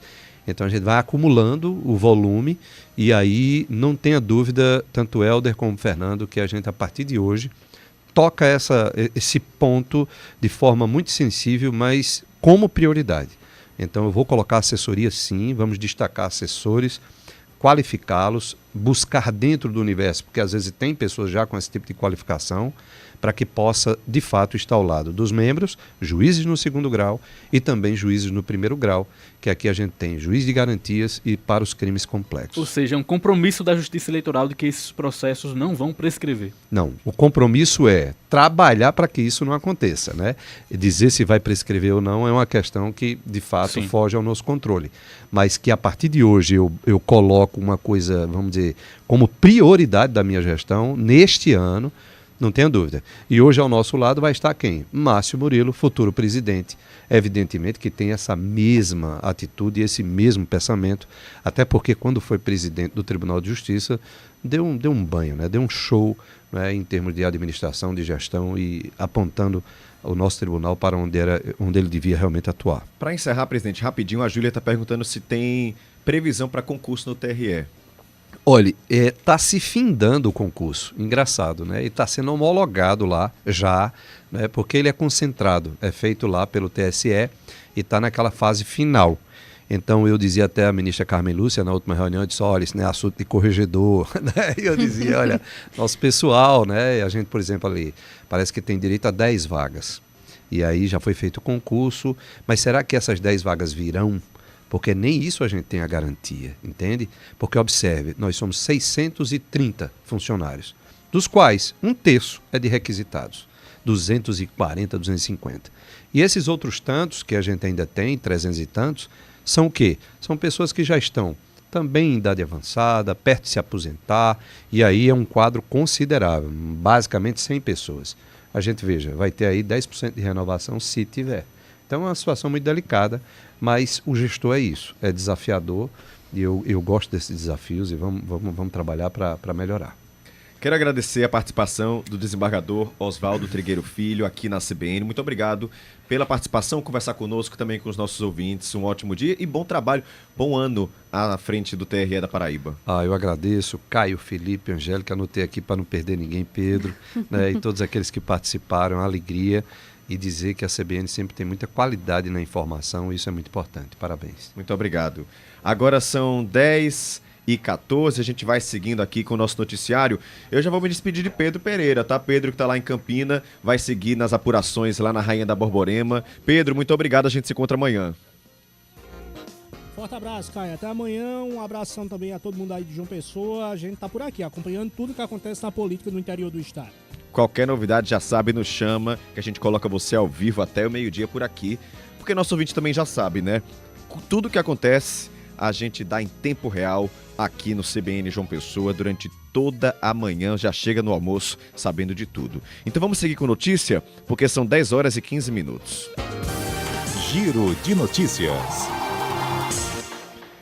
Atenção você que está indo para o interior do estado, estamos acompanhando faz um tempinho já, né? O transporte de um transformador de energia eólica que passou pelas rodovias federais e agora vai também fazer esse trajeto pelas rodovias estaduais. O transporte do transformador de 250 toneladas foi retomado hoje em Soledade. Esse equipamento deve chegar ao Parque Eólico de Nova Palmeira entre meio-dia e 13h. O transformador estava estacionado há uma semana em Soledade, porque depois de concluir o trajeto, né, ele teve que parar por lá e vou explicar o porquê. A conclusão estava prevista para ontem, mas foi adiada justamente para fazer um reparo no acesso ao Parque Eólico. De acordo com o Departamento de Estradas de Rodagem da Paraíba, que é responsável pelo transporte a partir de agora, a mobilização desse transformador começou bem cedinho, né? Começou a organizar às 5 da manhã, o deslocamento teve início às 7 e o trajeto entre Soledade e Nova Palmeira tem 42 quilômetros. A velocidade média será de 20 km por hora. Durante o deslocamento, podem ocorrer lentidões no trânsito, interdições temporárias, inclusive em alguns trechos da rodovia. Então, muita atenção, você que vai passar entre o Soledade e Nova Palmeira, PB 177. A recomendação é que os motoristas peguem rotas alternativas nessa manhã para evitar possíveis congestionamentos e paralisações ao longo do percurso.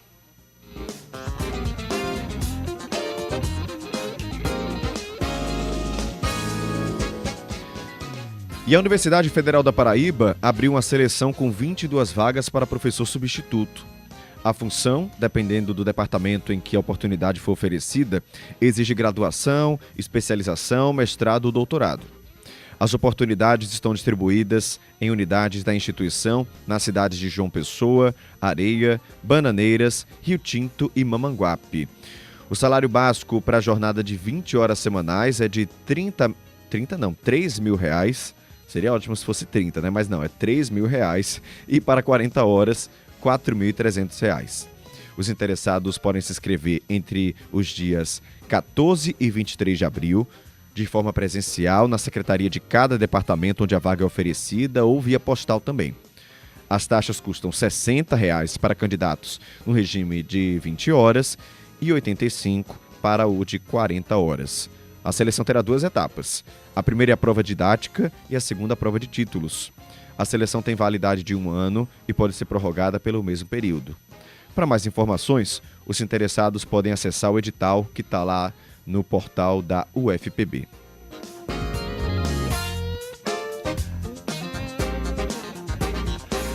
São 10h18. Você que está me ouvindo, dá uma olhadinha aí na sua cozinha, nas gavetas, né? Se você está em casa, ou lembra agora como é, o que é que você tem, né, ali de utensílio doméstico. Quero saber, você costuma usar colher de pau para cozinhar, né, ali na panela para fazer uma feijoada? Enfim, tem algum desses utensílios de madeira?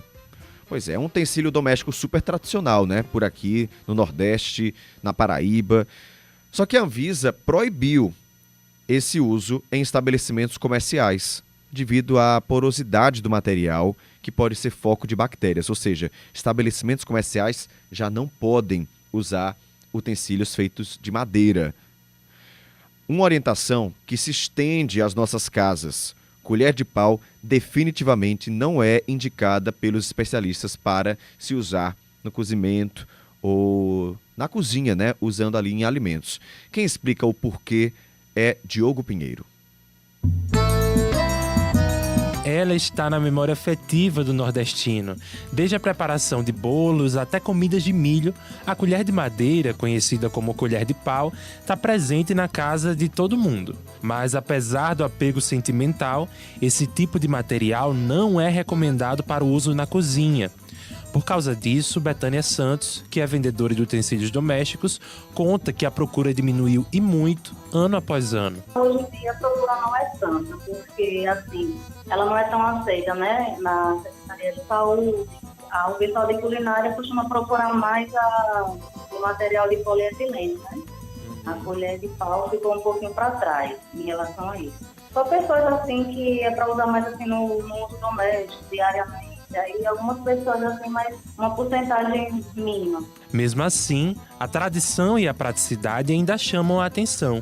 Por isso, há quem não abra mão da colher de pau. O pessoal gosta assim, utilizar muito para fazer comidas típicas, né? Comida de milho, fazer mingau. Eu acho assim muito prático também, e também tem a parte, né, de por ela ser um artigo assim antigo, né? O pessoal costumava muito usar. Coisa de família, né, da mãe, da avó. A gente tem aquela tradição de manter, né? Aí você acaba que se acostuma a usar aquilo ali. Inclusive, a Agência Nacional de Vigilância Sanitária não recomenda o uso das colheres de madeira na cozinha, seja em casa ou em restaurantes, devido ao potencial de contaminação por fungos e bactérias. Quem explica é a nutricionista Amanda Figueiredo. Os principais perigos que são associados à utilização da colher de pau ou qualquer outro utensílio de madeira que serve para cozinhar é que esses materiais eles retêm umidade, eles são difíceis de fazer uma higienização correta e eles apresentam, né, com o tempo de uso, rachaduras e desgastes, né, o que faz com que haja proliferação de micro-organismos que a gente não consegue ver a olho nu, e esses micro-organismos eles podem ser transmitidos para as pessoas, o que pode levar ao adoecimento e até mesmo, né, em casos mais graves, ao óbito. Nós temos um documento importantíssimo da Anvisa, que é a RDC 216, de 2004, e nesse documento ele regulamenta as boas práticas de manipulação dos alimentos, né, e nos informa que os utensílios que são feitos de madeira, eles não são adequados para uso na cozinha. Então, assim, o que é melhor é fazer essa substituição mesmo por utensílios que sejam mais adequados, né, para o preparo dos alimentos. Mas não precisa se desesperar. Existem opções que podem sim substituir o utensílio. As melhores opções de colher para usar no preparo dos alimentos de maneira segura são as colheres de silicone, de grau alimentício e a de inox, né? A de bambu ela pode ser utilizada, mas ela requer muito cuidado, porque mesmo que ela seja menos porosa que a de madeira, ela ainda retém umidade, odor e resíduo de alimento, né? O que pode ser uma porta de entrada também para uma contaminação. E não é só a colher que apresenta riscos. As tábuas de carne feitas de madeira também não são recomendadas, devido à contaminação cruzada, que é quando um alimento contamina o outro por falta de higiene adequada. Por isso, é preciso garantir a segurança do alimento. Com relação às tábuas de carne, o material ideal para evitar uma contaminação cruzada são as tábuas feitas de polietileno coloridas, e cada cor ela deve ser reservada para um tipo de alimento. Por exemplo, a tábua que é feita para cortar os alimentos crus, que vão ser cozidos, deve ser de uma cor, e a tábua para cortar os alimentos já prontos deve ser de outra cor. E o material ideal para potes seria o de vidro, o de aço inoxidável e o de silicone com algum grau alimentício. E convenhamos, quando o assunto é saúde, até as tradições como a nossa querida colher de pau podem abrir espaço para o cuidado. Reportagem Diogo Pinheiro.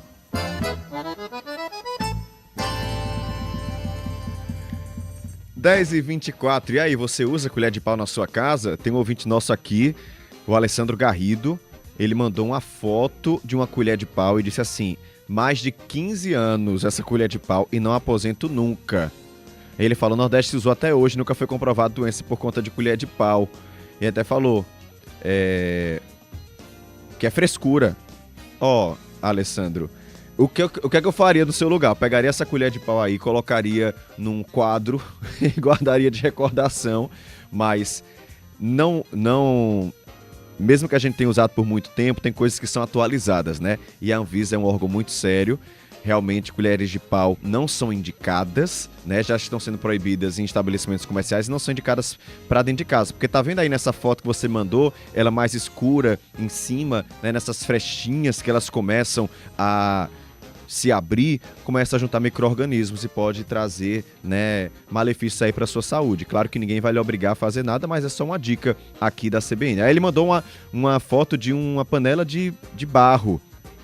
Aí sim, muitos especialistas também, né, elogiam o uso desse tipo de material, mas a colher de pau realmente não é algo muito indicado não, tá? Quem mais participando aqui? O Henrique Júnior disse: bom dia, com alegria, Caio. O rapaz faltou dizer que a tradição do Nordeste também era as mães, vez por outra, dar umas lapadas na cabeça da gente. Já levei algumas na infância. Olha, tá vendo? Era usado como utensílio para educar, mas hoje em dia também o pessoal não indica isso não, viu? Não indica isso não. Obrigado, Henrique. Tem também a Leila dizendo que não abandona nunca minha colher de pau, por nada nesse mundo. Tá comigo há 20 anos e ninguém nunca adoeceu. Eita que pessoal, olha, eu não sei como vocês conseguem, porque comigo quebra tudo, viu? Tudo que eu tenho lá em casa. E também tem imunidade boa, vocês. Parabéns aí. Já eu leio mais mensagens, pessoal aqui participando, falando das colheres de pau. Tô gostando aqui de ler essas participações de vocês. Agora são 10h26.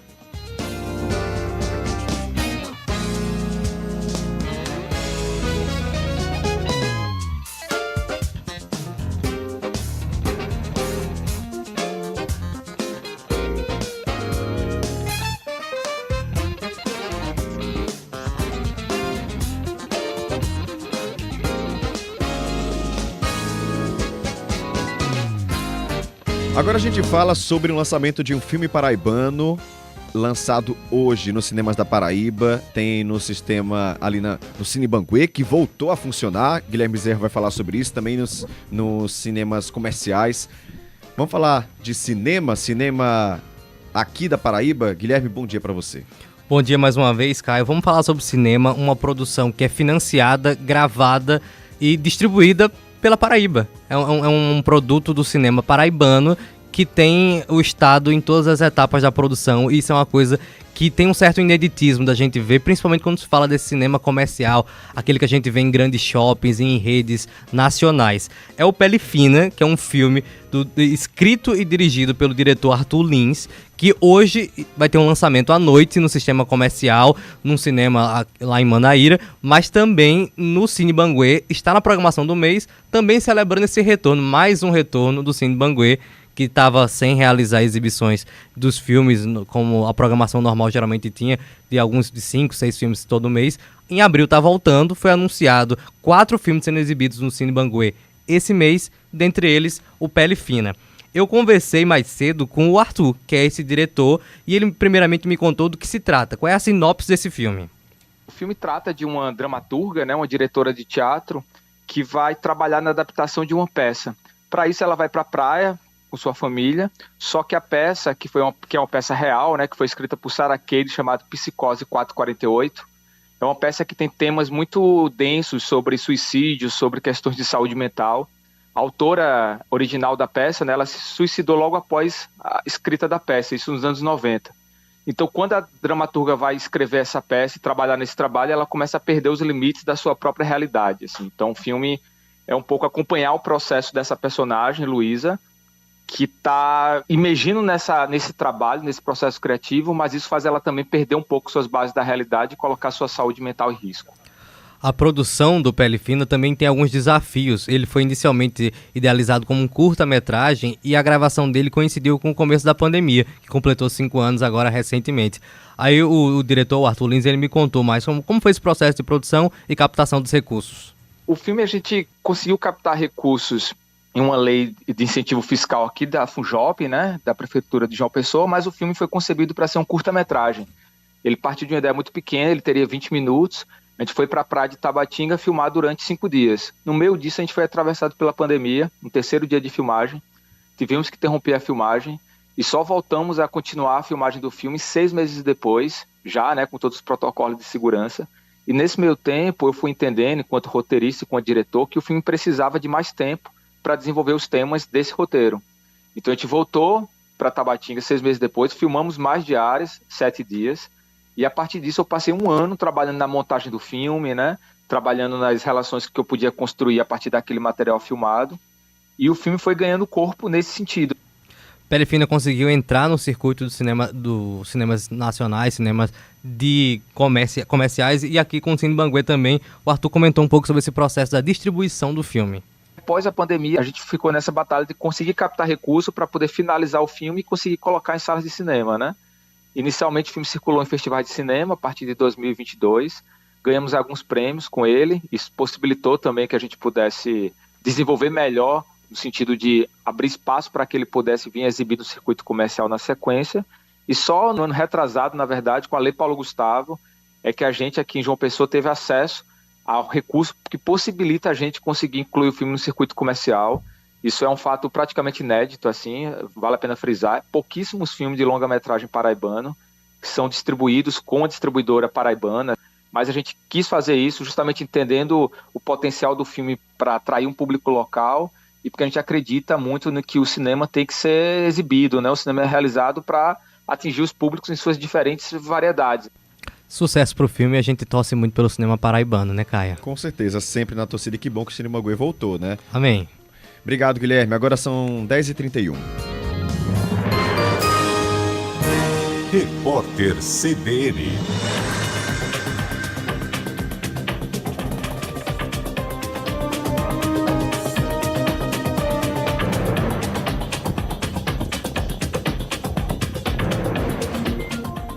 Quinta-feira, 3 de abril de 2025. O dólar comercial está em queda global, um dia depois de o presidente Donald Trump anunciar um tarifaço contra 185 países, incluindo o Brasil. O indicador que mede o desempenho da moeda americana em relação a uma cesta com as principais divisas do mundo, o índice DXY, registrou hoje a menor cotação desde setembro. No mercado interno, o dólar cai 1,45% e é negociado a R$ 5,61. A Bolsa de Valores de São Paulo recua 0,65%, com 130.342 pontos. O euro vale R$ 6,23, elevação de 0,88%. O presidente Lula sancionou a lei que institui o programa de reconstrução dentária para mulheres vítimas de violência doméstica. O texto foi publicado no Diário Oficial da União. O atendimento odontológico será realizado prioritariamente em clínicas e hospitais públicos ou conveniados ao SUS. Estão incluídos procedimentos de reconstrução, próteses e tratamentos estéticos e ortodônticos, entre outros serviços. O número de mortos em decorrência do terremoto de magnitude 7,7 que atingiu Mianmar na sexta-feira subiu para mais de 3.000. A informação foi divulgada pela junta militar que governa o país. Mais de 340 pessoas permanecem desaparecidas e 4.700 ficaram feridas. Até o momento, Mianmar recebeu quase 1.000 toneladas de material de emergência e equipamentos de resgate de 17 nações. Os Estados Unidos prometeram $2 milhões. O tremor também afetou a China e a Tailândia, onde um arranha-céu em construção desabou em Bangkok e deixou um rastro de destruição sem precedentes. No horário de Brasília, 10h32.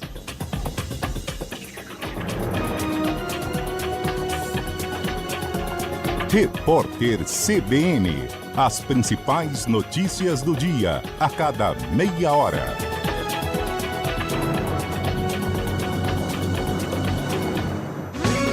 CBN João Pessoa. Oferecimento HNSN Redditor. Precisão no cuidar.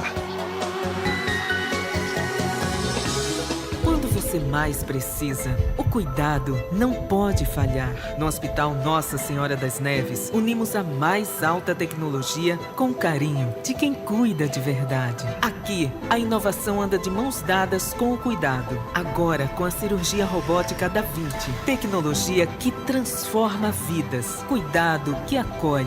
Saiba mais. Agende sua consulta no HNSN 83-3565-9000. CBN João Pessoa.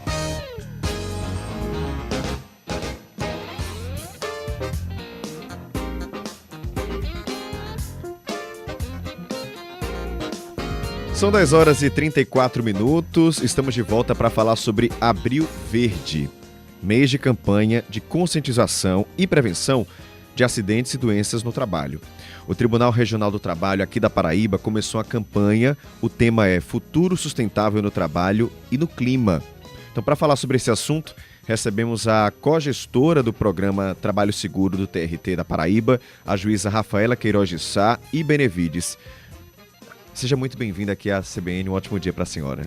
Muito obrigada, Caio. Dou um bom dia, a todos e agradeço a oportunidade de estar aqui falando de uma temática tão relevante que é a questão do Abril Verde, Uma campanha aí que visa alertar toda a população, a sociedade, acerca da prevenção a acidente de trabalho e doença ocupacional, que vem crescendo a cada dia, embora tantas medidas preventivas, uma cultura já prevencionista, mas que vem crescendo. Então, uma preocupação, que deve ser de toda a sociedade, dos trabalhadores, dos empregadores, das instituições aí, está desenvolvendo medidas e ações para evitar os acidentes de trabalho e doenças ocupacionais que acometem, assim, milhares de trabalhadores no Brasil e no mundo. A senhora falou aí de todos nós sermos responsáveis por isso.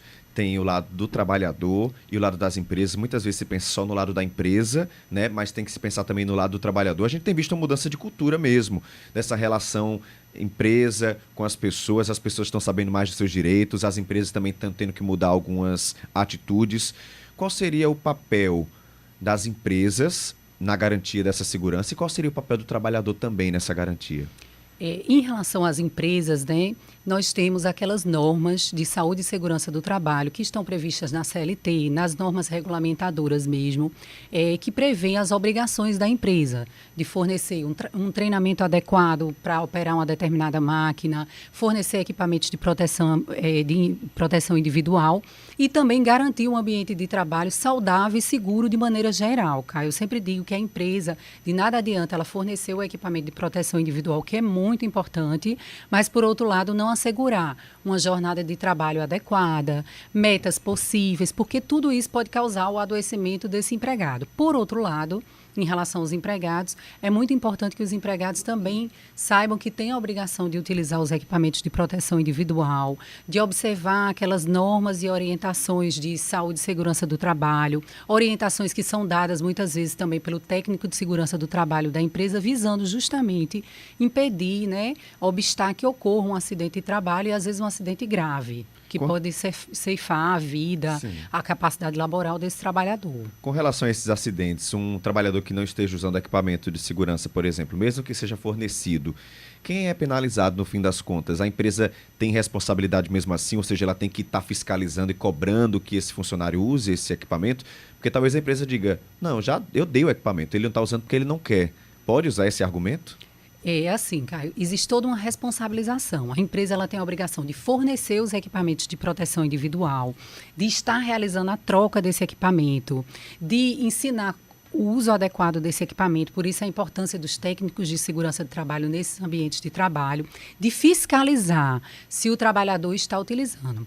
Agora, por outro lado, se a empresa ela fornece o equipamento de proteção individual e eventualmente esse trabalhador se recusa a utilizá-lo, não usa, no momento que vai operar uma máquina tem que usar um determinado equipamento, uma luva, um óculos, e não utiliza esse equipamento, isso aí, claro, apurado no caso concreto, pode haver a configurar até uma justa causa em relação a esse empregado, porque é obrigação dele também cumprir essas normas e orientações da empresa. Com relação à saúde mental, a senhora falou sobre alguns pontos, o que é que pode ser feito?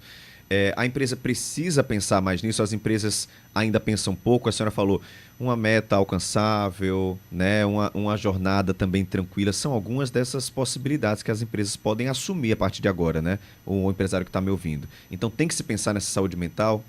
Com certeza. A questão de saúde mental ela é bem preocupante, porque vem crescendo muito o índice, né, de adoecimento mental. E aí entra também uma questão que às vezes é subjetiva, né? O que adoece um pode não adoecer o outro. Então é importante o empregador estar monitorando essas condições de trabalho que ele oferta. Muitas vezes o trabalho tem uma condição boa, é num local agradável, mas existe alguém que tem uma postura assediadora, um chefe. Às vezes pode existir uma postura da empresa em exigir uma determinada coisa que ultrapasse os limites daquele empregado. Eu sempre digo, em relação à saúde e segurança do trabalho, é importante que o empregador ele esteja a todo momento mapeando o seu ambiente de trabalho, vendo onde ele pode estar evitando o adoecimento desse empregado. Uma vez eu fui para palestrar, né, só exemplificando.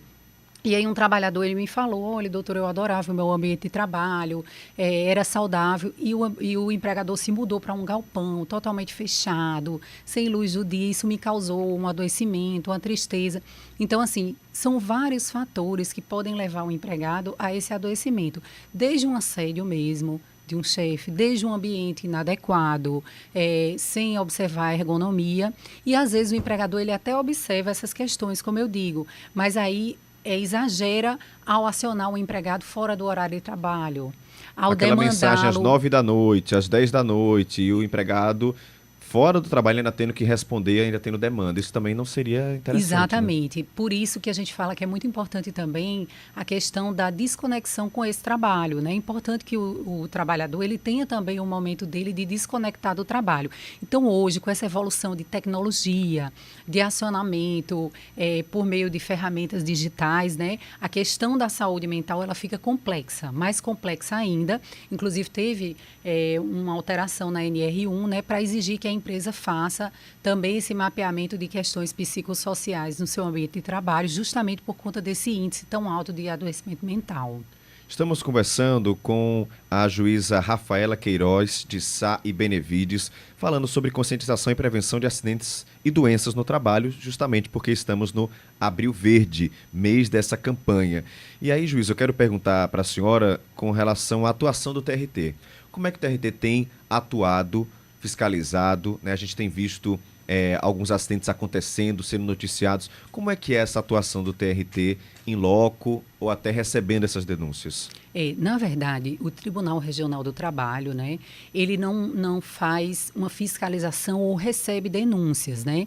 Essa parte, ela cabe, muitas vezes, ao Ministério Público do Trabalho, que inclusive tem um canal de denúncia, né, no seu site, pode ser feita denúncia anônima, no site do MPT, Ministério Público do Trabalho, que atua nessa defesa dos trabalhadores, né? E em relação também à Superintendência Regional do Trabalho, que faz realmente a fiscalização em loco desses locais de trabalho e faz essas apurações, verifica se estão sendo observadas as normas regulamentadoras, as normas de saúde e segurança do trabalho. O Tribunal Regional do Trabalho, como poder judiciário, né? Ele atua já quando ocorreu um evento e o trabalhador que se sentiu lesado acionou por meio de uma reclamatória trabalhista, de uma ação trabalhista. Já é o pós. Já é o pós. Porém, diante dessa incidência muito grande, né, de acidente, o Tribunal Superior do Trabalho, juntamente com o Conselho Superior da Justiça do Trabalho, criou um programa que se chama Trabalho Seguro, Programa Trabalho Seguro. E esse programa ele visa justamente que a Justiça do Trabalho desenvolva projetos e ações visando evitar acidentes de trabalho e doenças ocupacionais. É justamente desse programa que eu sou cogestora aqui na Paraíba, juntamente com o desembargador Volney Cordeiro. E aí, no âmbito do Tribunal Superior do Trabalho, existe um ministro que coordena os trabalhos, ministro Alberto Balazeiro. E em cada TRT existe a gestão do Programa Trabalho Seguro. E aí, dentro desse programa Trabalho Seguro, Caio, nós desenvolvemos ações, eventos, vamos em empresas, em fábricas, dando palestra, conscientizando os trabalhadores, indo realmente conversar com eles, passar essas normas de medicina e segurança do trabalho. Existem empresas parceiras que abrem as suas portas para que possamos estar lá fazendo esse trabalho. Conscientização, educação nesse caso. Exatamente, nesse trabalho justamente de prevenção, para que não venha a ocorrer esse acidente e tenha que ser acionada a justiça por meio de uma ação, porque aí já entra naquela questão da reparação, né? A gente já não tem mais como evitar o que ocorreu. E aí também, aqui na Paraíba, nós reestruturamos o GTRIM, que é um grupo de trabalho interinstitucional, do qual fazem parte sindicatos, instituições como a OAB, Ministério Público do Trabalho. Atualmente o DETRAN está em vias de ingressar também, porque com essa união de forças entre essas entidades, coordenadas pelo TRT por meio do programa Trabalho Seguro, é muito mais forte essa atuação no sentido e nessa cultura de prevenção ao acidente de trabalho e doença ocupacional. E aí, enquanto a juíza falava aqui, eu já fiz uma pesquisa rápida. Você que quer fazer uma denúncia, é só entrar no site do Ministério Público do Trabalho, tá?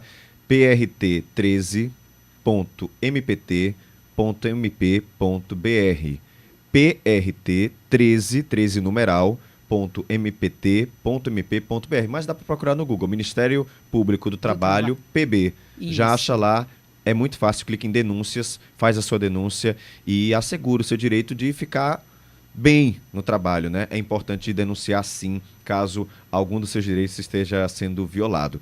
Quero agradecer demais à juíza Rafaela Queiroz de Sá e Benevides, que é cogestora do programa Trabalho Seguro do TRT da Paraíba. Muito obrigado pela sua participação, espaço sempre aberto aqui na CBN, tá? Muito obrigada, Caio, pela oportunidade de falar dessa temática tão importante, tá? Eu agradeço imensamente em nome do TRT e do programa Trabalho Seguro. Nós que agradecemos, um ótimo dia para a senhora. Obrigada. Agora são 10h45.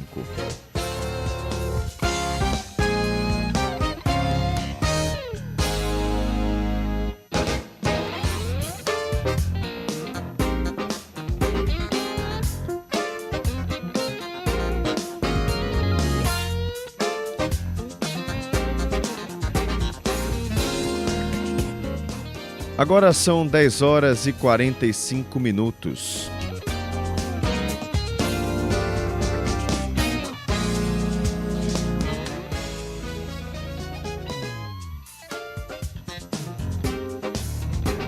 Vamos dar aquela olhadinha no trânsito, porque eu falava mais cedo que o trânsito na Avenida Tancredo Neves estava complicado nessa manhã. Quem estava saindo tanto do retão de Manaíra quanto vindo da BR-230, nesse momento, o trânsito permanece intenso e lento por lá.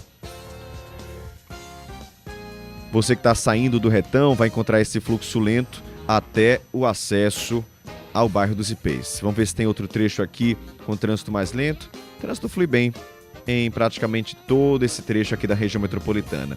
Só a Ranieri Mazília, a principal do Cristo, está com trânsito lento. Você que está saindo do bairro em direção à Ceasa, tá? Fluxo intenso e lento nesta manhã.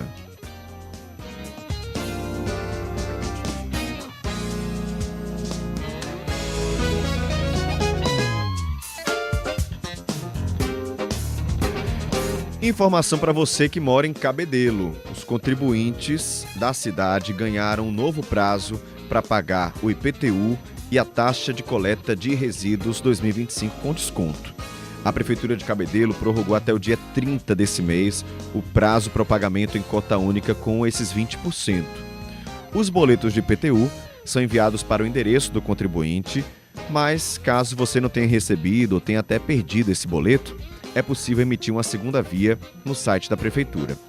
Basta acessar cabedelo.pb.gov.br, selecionar a opção IPTU, digitar o número do cadastro do imóvel e seguir as instruções de consulta.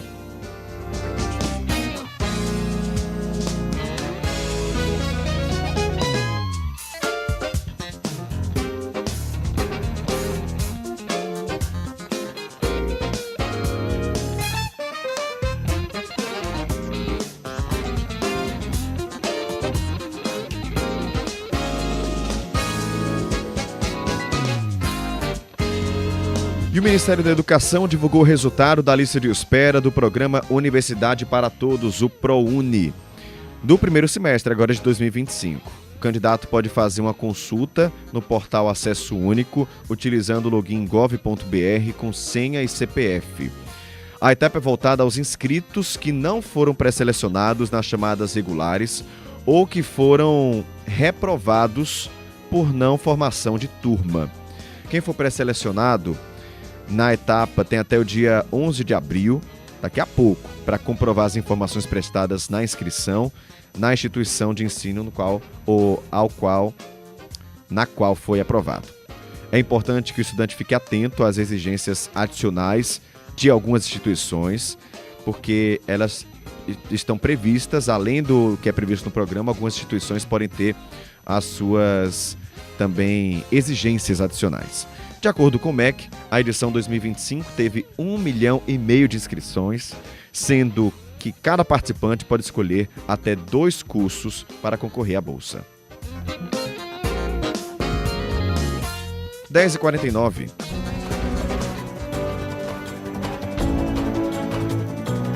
Denise Delmiro já está aqui na bancada para trazer os destaques do JPB1. Denise, bom dia para você. Bom dia, Caio Ismael. Bom dia, ouvintes da CBN. Como é bom estar aqui hoje nessa quinta-feira. Olha, a gente já chega com novidades, claro, do JPB1 de hoje. Algo que a gente gosta de cobrar obra parada. Tem uma lá no Geisel, que é de uma praça que fica entre 2 ruas, que está parada desde o segundo semestre do ano passado. E os moradores procuraram a gente urgentemente. A gente tem um quadro chamado Você no JPB1, inclusive você que está acompanhando aqui a CBN, quiser mandar um problema na sua rua, 981819700. Essa obra dessa praça, que seria uma maravilha para a comunidade, está se tornando um problema, Caio, porque se está parada, está juntando lixo, está juntando mato e problema para todo mundo. E aí a gente vai para lá ao vivo hoje com Everton Corrêa para cobrar da prefeitura e entender por que essa obra está parada há tanto tempo, porque, né, claro, os moradores do Geisel querem uma resposta, é o que a gente vai atrás. Permanecemos de olho nesse assunto do dia, dos últimos dias, né, que foi a questão do ônibus escolar, né, e aí a perícia estava para acontecer hoje, não aconteceu ainda. A gente está no pé do delegado lá em Pilões. Ontem, passou para hoje também não aconteceu. Enfim, a gente está cobrando isso, né, precisa-se ter respostas, né. As pessoas querem respostas, principalmente as famílias que perderam aqueles 2 adolescentes. Muito triste esse caso lá de Pilões. A gente vai trazer informações sobre a perícia também atualizadas no JPB1 de hoje. Outro tema que já foi aqui na CBN, também no JPB1, é a história dos nomes, né, de ruas ligadas à ditadura militar, né? Tem novidades aí com o Ministério Público, com resposta da Prefeitura. E a gente ao vivo vai ter um advogado especialista nesse assunto para dizer como funciona na lei, né? Para a escolha de nomes, de ruas, de locais. O que é que a lei diz sobre isso? A gente vai ter um advogado para debater também. E é quinta-feira, dia de reunião de condomínio. Quem tem confusão no prédio. Você não arruma confusão com o vizinho não, né, Caio? Deus me livre. É gente boa. Adoro você, os meus né? vizinhos. Ainda eu bem. fico bem na minha, eles ficam bem na deles também. Eu moro em casa, não moro em condomínio, mas a gente também é tudo parceiro na rua. Minha mãe diz que é uma benção quando você tem um bom vizinho. Nossa. Não é? Ter vizinho ruim é um... como é que você fica em paz? Vida. Pois é. É problema. Tem alguém com vizinho ruim? Conta aí pra mim, no 981324088. E se tiver bom também, né, Caio? Se tiver bom também, fala como é a sua relação aí com seus vizinhos. Os meus são maravilhosos. Leva doce pra mim, leva lanche. Eu amo meus vizinhos. Eita. Enfim, mas quem tem problema, manda pra Inaldo, 981819700, que ele resolve. O seu não é só bom, não. O seu é ótimo. Não é. Só que leva doce pra você. Sempre. Minha vizinha tem um bolinho sobrando, Denise. Ô, minha filha, traga. E a do outro lado, ela tem uma bananeira em casa. Dona Terezinha deve estar escutando a CBN. Dona Terezinha, um cheiro pra senhora. E quando dá banana, ela sempre guarda uma palma pra mim. Ela é maravilhosa. Eita, coisa boa. Banana pra mim, Dona Terezinha. Dela? Dona Terezinha. Dona Terezinha, separa um cacho bairro de banana 13 de maio, também. João Pessoa. Um cheiro, amo. Denise, é isso. Obrigado, tá? Bom programa pra você. Tá, todo mundo. Agora são 10h52. Momento do Esporte.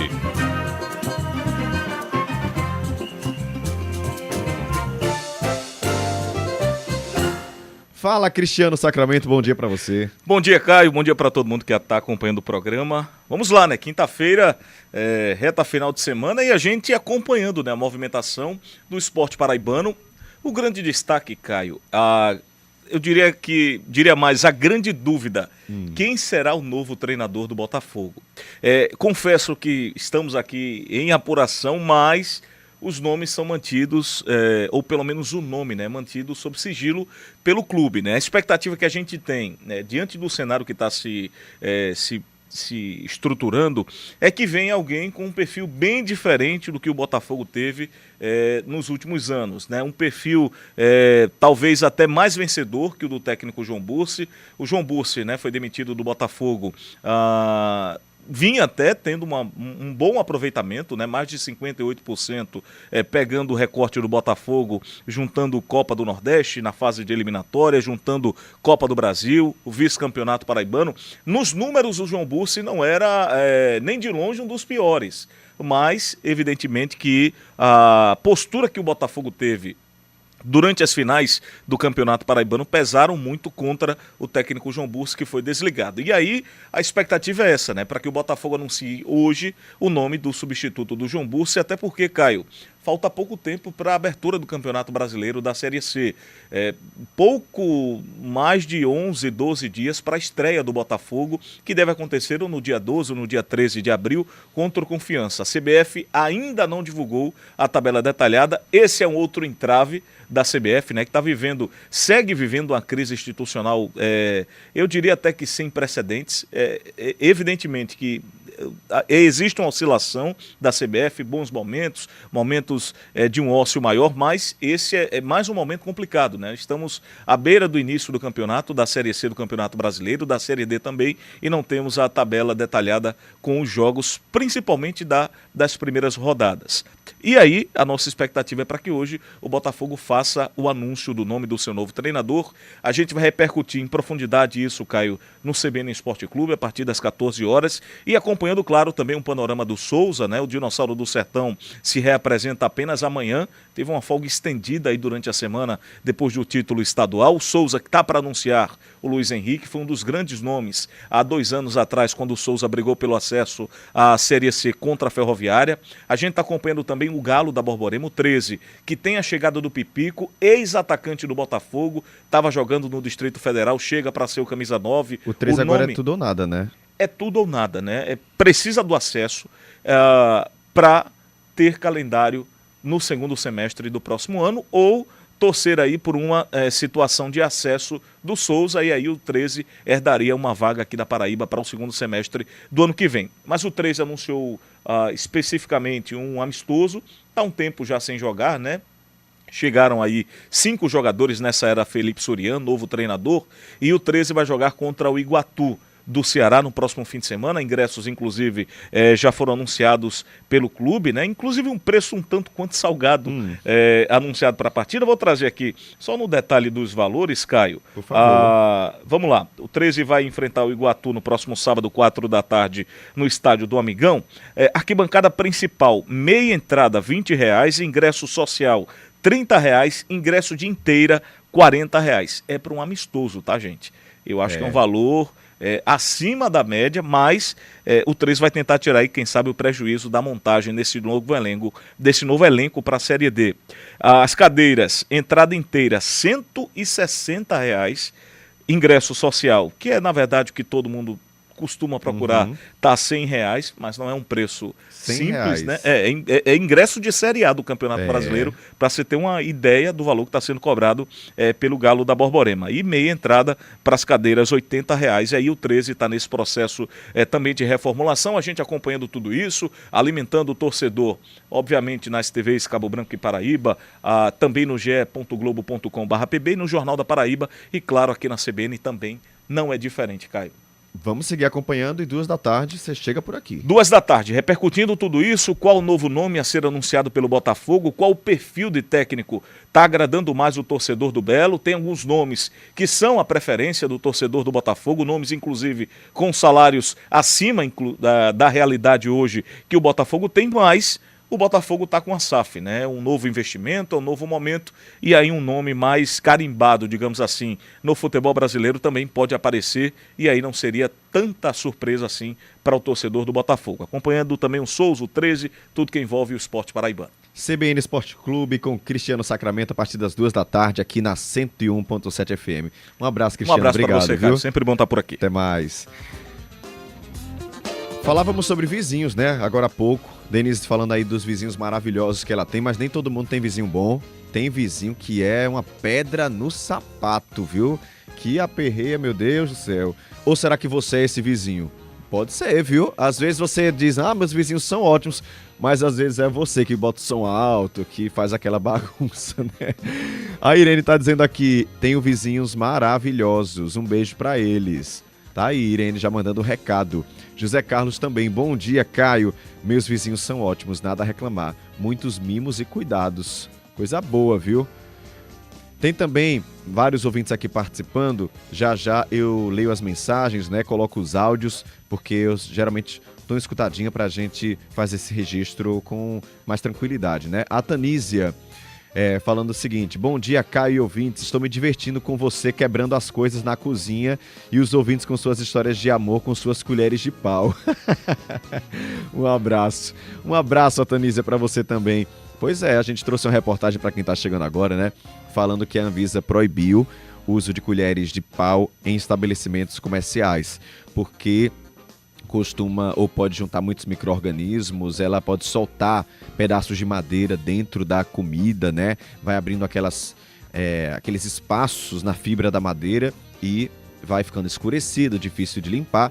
E aí nossos ouvintes, foram categóricos. 2 aqui chegaram, né? Chegou o Alessandro Garrido dizendo, mandou uma foto. Falando assim, essa colher de pau que eu tenho aqui tem 15 anos. Não largo por nada. E a Leila Oliveira também dizendo, não abandono minha colher de pau por nada, tá comigo há 20 anos. O pessoal cuida bem, vem dos utensílios domésticos. Eu preciso aprender um pouquinho com relação a isso. Tem também a Tereza chegando por aqui dizendo o seguinte: bom dia, Caio, não sou Terezinha de Denise, mas vou mandar uma banana de cozinha pra você. Tudo certo, eu aceito, chegando presente aqui, eu aceito. Tereza, brincadeiras à parte, muito obrigado, tá, pela sua participação. Soares aqui chegando pra gente falando o seguinte: bom dia, Caio, eles eram pra se preocupar não com colher de pau, e sim com baratas nos restaurantes, isso sim. Claro, né, Soares? Barata já é proibido, não pode. Barata, por favor, né? Mas a Anvisa em si, ela não é a vigilância sanitária que faz essa fiscalização, né? Tem a vigilância sanitária local que faz essa fiscalização. A Anvisa também está mais nessa questão dos produtos, dos alimentos, medicamentos. Mas obrigado aí. Ele fala, tem muita barata onde tem comida, é verdade. Os restaurantes precisam ficar atentos. Vamos fazer aquela pausa rápida. Tem repórter CBN com notícias nacionais, mas eu volto para ler mais mensagens, tá? Repórter CBN.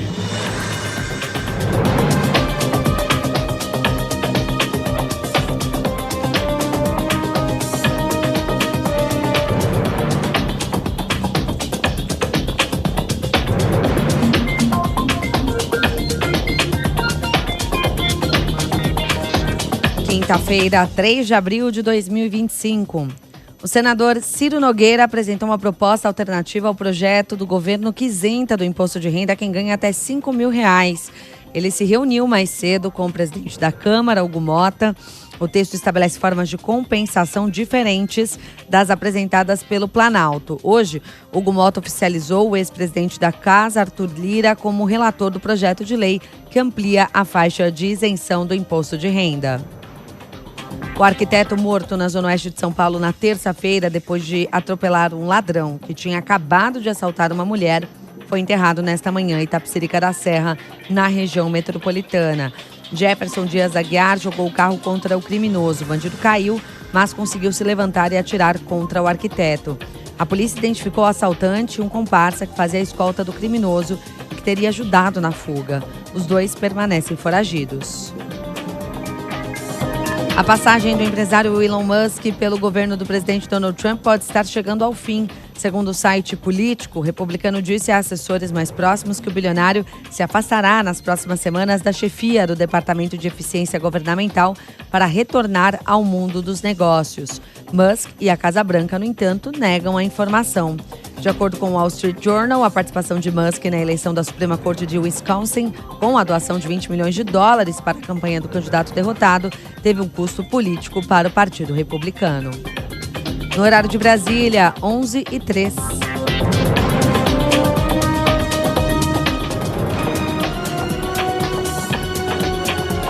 Repórter CBN. As principais notícias do dia, a cada meia hora.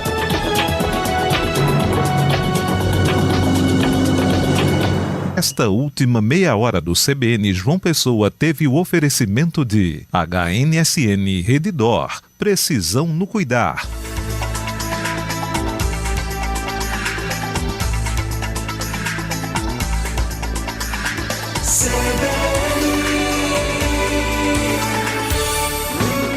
CBN João Pessoa. Oferecimento HNSN Redditor. Precisão no cuidar. CBN João Pessoa. Apresentação Caio Ismael.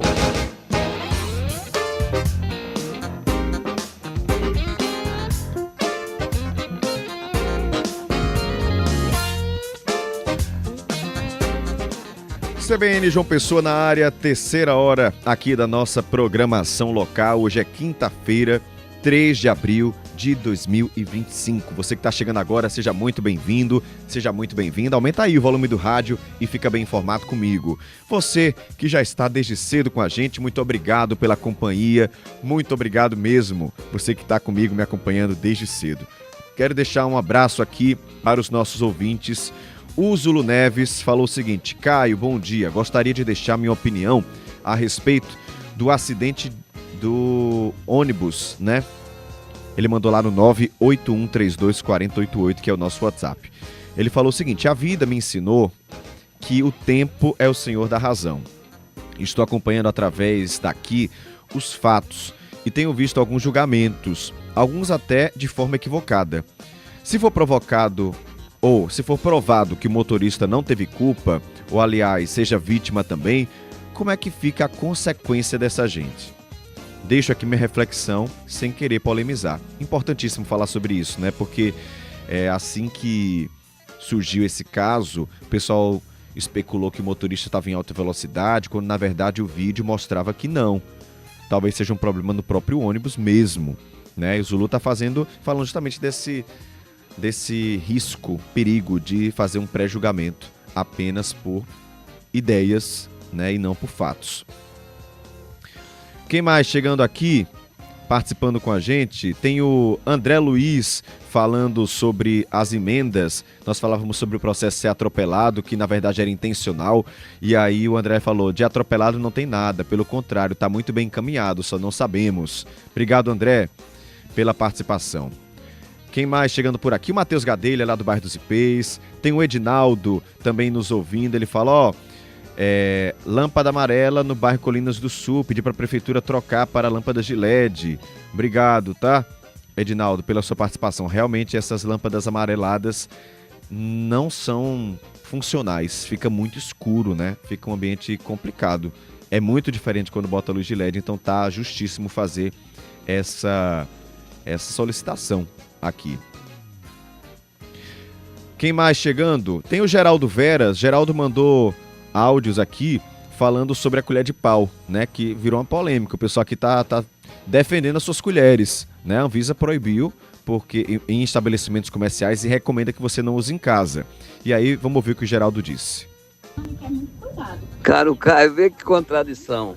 Se você for aí no teu bom Google e botar colher de plástico e similares, vai ver que ela é de uma nocividade grande, que ela contém FDA, FPA, coisa desse tipo, uma substância, felanoides, coisa desse tipo, que é nociva à saúde. Esse sim é nociva. Colher de pau, a única preocupação que você tem que ter é preservar ela sempre limpinha e não deixar que a umidade tome conta dela, meu irmão. Entendeu? Esse tipo de informação, Caio, me dá medo.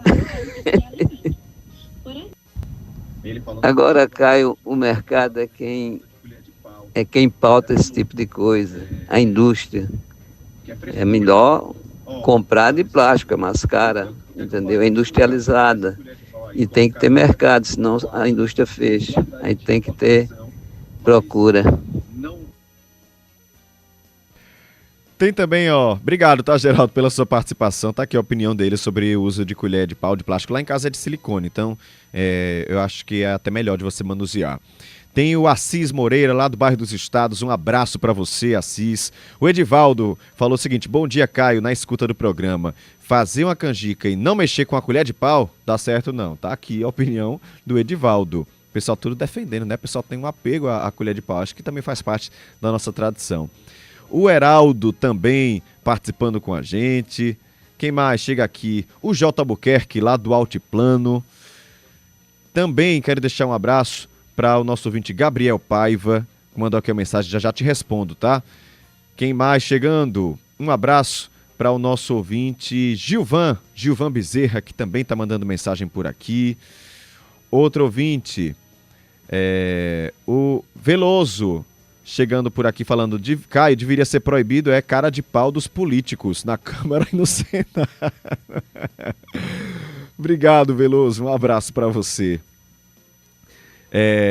Quem mais chegando por aqui? Eliana mandou uma foto pra gente aqui, tomando um café, comendo um sanduíche aqui no bairro do Tambiá. Eliana, obrigado, tá? Ela fica acompanhando a gente o dia todo e também nos faz acompanhar o dia dela, que ela vai me atualizando aqui do que tá fazendo. Muito obrigado, tá? Um abraço pra você. 981324088. Um abraço também pra quem tá comentando lá no YouTube, no chat. Lucas Augusto disse: essas fiscalizações também contemplam a administração pública. No órgão que eu trabalho, Prefeitura Municipal, Secretaria de Planejamento, as condições de ambiente de trabalho são extremamente precárias.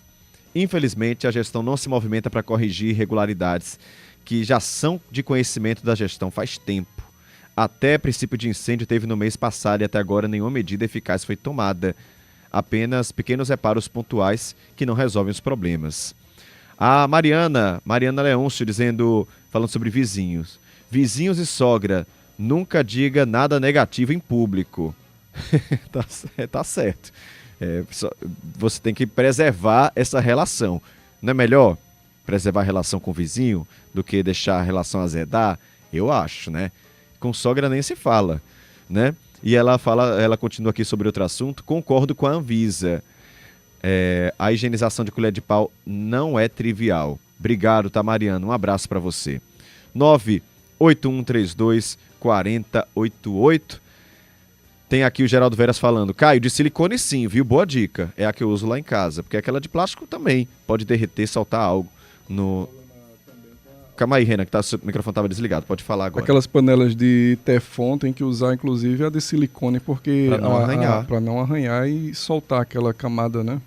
Isso. Venâncio também mandou uma foto aqui apontando para o rádio do carro na 101.7 FM, dizendo: ouvindo a melhor 101.7. Venâncio, um abraço para você.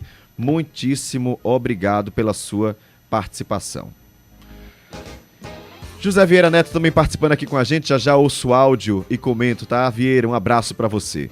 Bem, vamos lá, vamos seguindo com notícia. Já eu converso mais com você, ouvinte. Espaço sempre aberto para você dar sua opinião e trazer o seu olhar sobre a cidade aqui na bancada da CBN. Agora são 11h11. Giro de notícias. A literatura de cordel foi reconhecida como patrimônio cultural e material da Paraíba. Renan Mesquita, que já deu opinião aqui, né? Já vou dar outro bom dia para ele, que vai trazer informação para a gente. Renan, bom dia. Bom dia, Caio. Bom dia a todos que nos ouvem. Isso mesmo, Caio. Tão cultural quanto a colher de pau é a nossa literatura de cordel. Fiz até uma rimazinha agora no início, né, para introduzir a matéria. A literatura de cordel, como você falou, foi reconhecida aí como patrimônio cultural e material da Paraíba por meio de uma lei que foi publicada e sancionada hoje no Diário Oficial do Estado. A literatura de cordel é uma expressão cultural popular que toma forma em livretos organizados em rimas e geralmente ilustrados com xilogravuras. O Alto da Compadecida, Caio, que é aquela obra de Ariano Suassuna, aquela peça teatral que ele fez, foi totalmente inspirada em literatura de cordel, só para você ter ideia da importância da literatura de cordel aqui para o nosso estado. E esses cordéis costumam retratar exatamente isso, vivências sociais e coletivas, além de destacar o ponto de vista dos poetas sobre as experiências vividas ou imaginadas. Essa lei é de autoria da deputada Cida Ramos, que justificou o título com essa relevância como manifestação cultural e de identidade desse gênero literário para o Estado. De acordo com o Instituto do Patrimônio Histórico e Artístico Nacional, o IFAM, os cordéis atualmente têm uma maior publicação pelos estados do Norte, do Nordeste, aqui na Paraíba, Pernambuco, né, e também no Norte do Brasil, como eu acabei de falar. Já no país, a literatura de cordel recebeu esse título já de Patrimônio Cultural e Material Brasileiro desde setembro de 2018. Lá no G1 tem outras informações sobre esse reconhecimento. Obrigado, Renan, pela sua participação. Bom trabalho para você. Obrigado. Agora são 11 horas e 14 minutos.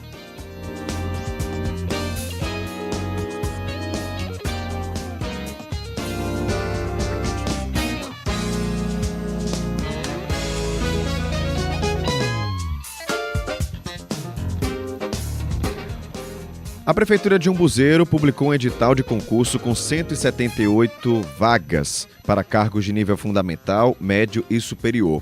Os salários chegam a R$ 3.673. As inscrições podem ser feitas entre os dias 7 de abril e 4 de maio pelo site da banca organizadora, o Educa PB.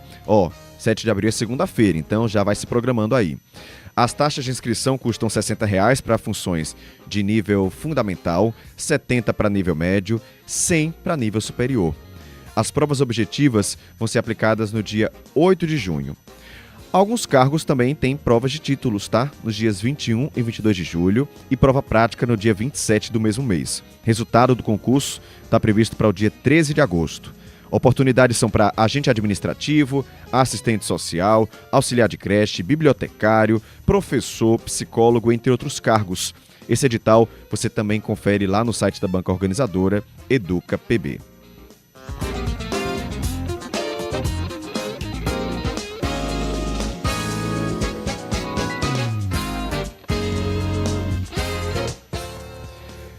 Onze horas 15 minutos, quero perguntar para você que me ouve nesse momento. Você se considera uma pessoa honesta? Ou é aquele honesto que vai de acordo com a conveniência? Sou honesto, mas aqui uma filinha eu furo de vez em quando, um carro eu boto aqui numa vaga porque é rapidinho, aí eu boto na vaga de deficiente.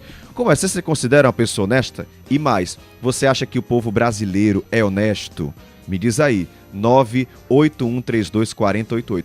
Os brasileiros são honestos? Quero saber sua opinião, porque honestidade é um valor presente em diferentes sociedades e culturas. E aqui no Brasil, a honestidade muitas vezes é colocada à prova diante das situações do cotidiano, né? O chamado jeitinho brasileiro, que inclusive é um dos temas da novela da Globo Vale Tudo. E aí, Guilherme Bezerra, vale tudo ou não vale? Uma pergunta complicada, viu, Caio?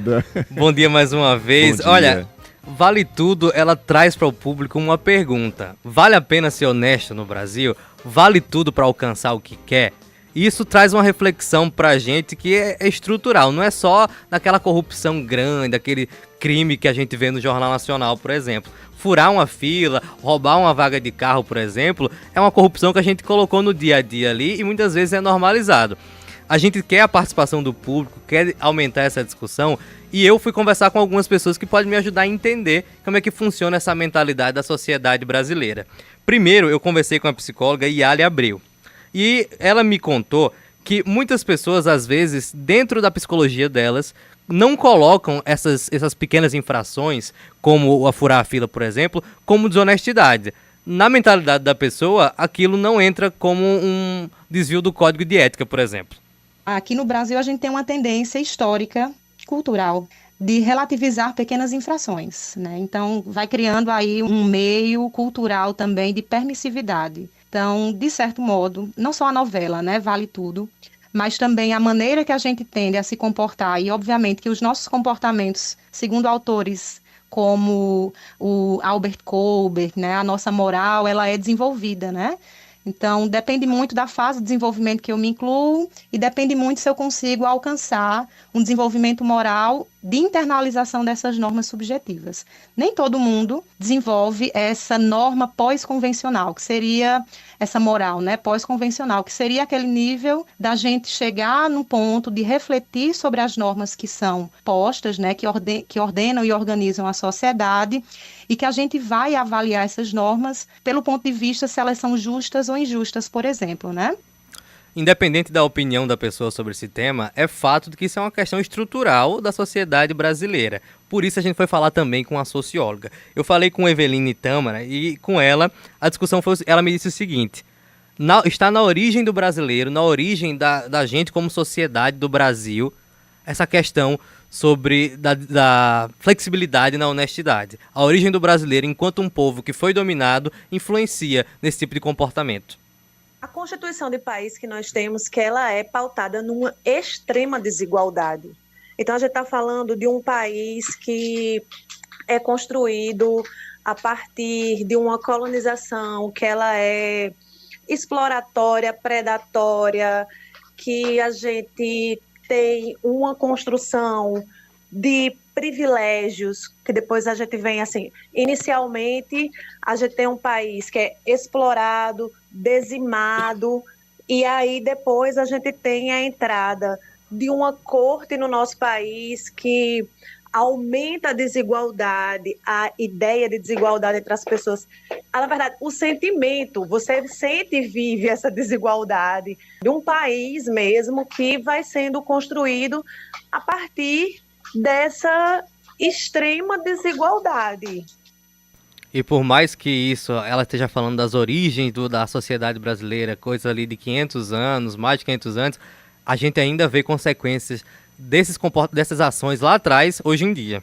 A gente continua tendo essa reprodução de uma necessidade de ter vantagem de alguma forma. Isso não significa dizer que isso é corrupção imediatamente, mas que alimenta a corrupção e que a corrupção é alimentada disso também, dessas ideias de pequenas vantagens que nós vamos buscando no dia a dia, sempre com a ideia de que vamos dar um jeitinho nisso. O jeitinho brasileiro não é só do brasileiro. Esse desejo de tirar vantagem do outro, ele não é exclusivamente nosso, ele acontece em todos os países. Isso é uma questão humana. Não me convidaram pra esta festa pobre que os homens armaram pra me convencer. Essa discussão, cara, é muito longa. Até pra gente separar o que a gente iria incluir ou não, foi difícil, porque é uma discussão longa. Agora, o que a gente pode concluir? Eu não sei, e eu peço a participação do público para saber as opiniões do pessoal. Eu sei que a novela aborda muito isso. Eu adoro acompanhar essa discussão. Você é noveleiro, né? Eu sou noveleiro. Inclusive, quando eu tava conversando com a Yali, a psicóloga, eu vi a descrição do personagem do Ivan, que é o Renato Góes, nessa nova versão da novela, porque ele não acredita ser desonesto, ele acredita que é uma pessoa honesta, mas que ele faz o que é necessário para subir na vida e se dar bem também. Brasil mostra a sua cara. Pois né? O pessoal fala muito dos políticos do Congresso Nacional, mas são a representação fiel da nossa sociedade. E, infelizmente, é isso. A gente tem que vestir a carapuça mesmo. Tem aqui os ouvintes participando. O Zulu fala o seguinte: vou ser sincero, 100% honesto não sou. Quem diz que é... Eita danado. Quem diz que é, certamente está mentindo. Tá sendo desonesto. Se for levar em conta certos casos que passam por burocracia, é quase impossível. Tem outro ouvinte também, o André Luiz, falando: acho que não existe 100% em nada da vida. Aí, 2 ouvintes dando opinião, e opiniões bem sensatas, né? Pois é. Acho que todo mundo, a honestidade é algo que a gente tem que buscar. Carla até estava aqui comentando, já dei spoiler, olha quem tá aqui na minha frente. Carla Visani, tudo bom, Carla? Bom dia. Oi, Caio, bom dia. O que eu estava comentando? Estava até comentando aqui que muitas vezes as pessoas que não são honestas em algumas situações, são consideradas bobas, né? Exatamente. Aparece a oportunidade de levar vantagem em algo e aí a pessoa escolhe não aproveitar esta oportunidade e aí ela é taxada de besta, de boba, né? E Só é sofre muito uma triste consequência, isso. né? É Honesta. julgada Por pela ser honesta, honestidade. exato. Que loucura. Me diz aí, então, você acha que é honesto? Conhece alguém muito desonesto? E não vale dizer não, viu, o nome da pessoa, mas manda aí no 981324088. E sobre os políticos, Caio, que o pessoal ataca, Sempre, tem que lembrar que político um dia já foi a pessoa que estava ali na fila. Foi também. votado por alguém. Não, foi votado. E antes disso é uma pessoa que é tirada do contexto da sociedade. Então é uma questão da sociedade, é uma questão do ser humano. Não é a entidade político que quando chega lá em cima é assim ou é assado. Um político é uma pessoa normal, como eu, como Guilherme, como você, né, que viveu no normal, inserida ali na sociedade e tornou-se político. Então, o que ele levar dos comportamentos anteriores, ele leva para o ser político dele também. Dificilmente alguém começa cometendo uma infração grande, né? A pessoa começa com uma pequena infração, passa para uma média infração. Vai esticando a corda. Não vamos colocar limites, não é? E vai dobrando a meta. Chegou na meta, dobra a meta, Dobra né? Sem meta. meta. Ó, Aldo Schuller participando aqui. Aldo, um abraço. Querido pra você. Aldo Schuller, trabalhei com ele. Olha aí, Aldo, que é uma referência aqui no jornalismo paraibano, ele fala: o caso da personagem da novela, Maria de Fátima, é mau caráter mesmo, não é desonesta não. Ele botou uma risada aqui. Essa aí que vender a casa da mãe e fugir pro Rio de Janeiro. Não tem como relativizar a Maria de Fátima, ela não dá. ela é mau caráter mesmo. Eu até vi um meme na internet que falava assim: eu querendo ir pro show da Lady Gaga no Rio de Janeiro, a Maria de Fátima vendendo na casa da mãe indo pro Rio de Janeiro. Tem mais ouvintes participando, a Irene. Caio, a gente tenta ser totalmente honesto. E mandou um beijão aqui pra Carla. Um beijo, Irene. Um beijo. Aí, Zé Carlos, o brasileiro é tão honesto quanto os nossos políticos. E botou uma risada aqui. Matheus Gadelha disse que se sente uma pessoa honesta. Tá aí. Que bom, né? Que bom. Ó, já dei spoiler. Carla Visani tá aqui na minha frente pra matar a saudade, viu, gente? Dessa duplinha aqui na bancada do CBN João Pessoa. Carla, seja muito bem-vinda mais uma vez à nossa bancada. Você tem os destaques de hoje à tarde, já para chamar o pessoal para o CBN Cotidiano, né? Exatamente, porque o pessoal passa a manhã aqui com a CBN e passa a tarde também, né? É o dia inteiro aqui ligadinho na gente e a gente levando informação, reflexão e boa conversa, né, Caio? Porque disso a gente entende também. Então é ótimo conversar com o ouvinte e conversar com os nossos parceiros aqui na bancada. Exatamente, pois é. Mais tarde no Cotidiano a gente vai trazer a história de um ouvinte que entrou em contato conosco ontem para falar de uma situação que ele está vivendo, que ele está passando, que é o fato de ele estar há quase um ano esperando pelo agendamento, pela marcação de uma consulta com um neurologista. Então, ele, entre o posto de saúde do bairro em que ele mora e o hospital que tem a especialidade, alguma coisa aconteceu ou não aconteceu. O processo parou, está lá, registrado como em andamento, mas ele não consegue essa consulta nunca. E ele está precisando. E vai fazer quase um ano. Então, a gente abraçou essa história aí, né? Estamos atrás das autoridades que deveriam responder por isso e vamos ver se a gente consegue entender e ajudar a resolver o problema desse ouvinte, porque não é uma compra que ele quer fazer, é a saúde dele. E saúde não é para esperar, né? Isso se torna mais grave ainda porque muitas vezes não tem nem resposta, né, Carla? Não consegue. Exatamente. A quem eu recorro? Às vezes marca algo no aplicativo, por exemplo, da prefeitura, não tem uma resposta. Não, e vira e mexe, a gente traz aqui casos que quando você vai a fundo, você vai tentar entender, fica muito claro que existe alguma falha durante o processo de regulação. Então, não é que não exista o serviço numa ponta, não é que não exista o serviço na outra, mas ali no meio falha. E aí, se falha, é a pessoa que fica sem o atendimento, né? E não pode acontecer. Então, a gente está atrás disso para ver se a gente consegue uma resposta para o nosso ouvinte. Deve ser a situação de muitos outros. Era isso que eu esqueci de dizer, porque o pessoal fala assim, é outra pessoa, mas às vezes vai servir para você também entender como é esse processo, a quem recorrer. Então fica ligado, CBN Cotidiano às 3 da tarde, vai falar justamente sobre esse processo e vai atrás de uma resposta, né? Um ano. E eu fico pensando, uma consulta neurológica, né? É uma consulta com neurologista, exatamente. Deve ser algo muito necessário, porque Dores você não de cabeça marca... horríveis são os sintomas que ele tem há quase 1 ano. E se era para descobrir, ele tá 1 ano com um problema que pode ter piorado porque não tem uma consulta. Então é algo muito grave, muito grave. E tantas pessoas acabam nem recebendo a consulta, um atendimento médico, acabam morrendo mesmo por causa dessa demora. Então é a vida da pessoa que tá em jogo. Se alguém, inclusive, tá passando por uma situação aí parecida com essa, já manda no WhatsApp, porque a gente já encaminha para o pessoal da tarde ter esses exemplos também. Exatamente. E a gente vai conversar com um atleta que vai escalar o Everest. Nossa. Tá? Vamos receber aqui na bancada do CBN Cotidiano. Acho que é esse fim de semana que ele está viajando para começar a aventura dele, e a gente vai querer saber tudo direitinho, como é que vai ser, o que ele está pretendendo, porque não é moleza, né? Ponto mais alto do mundo, né?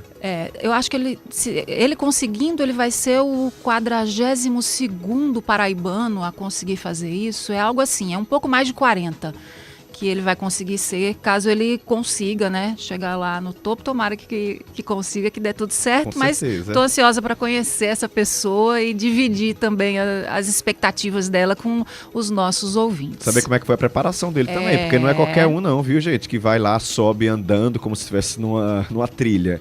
É uma grande preparação. Carla, muito obrigado, tá, pela participação. Bom estar por aqui. A gente que agradece. Um beijo. Agora são 11h29.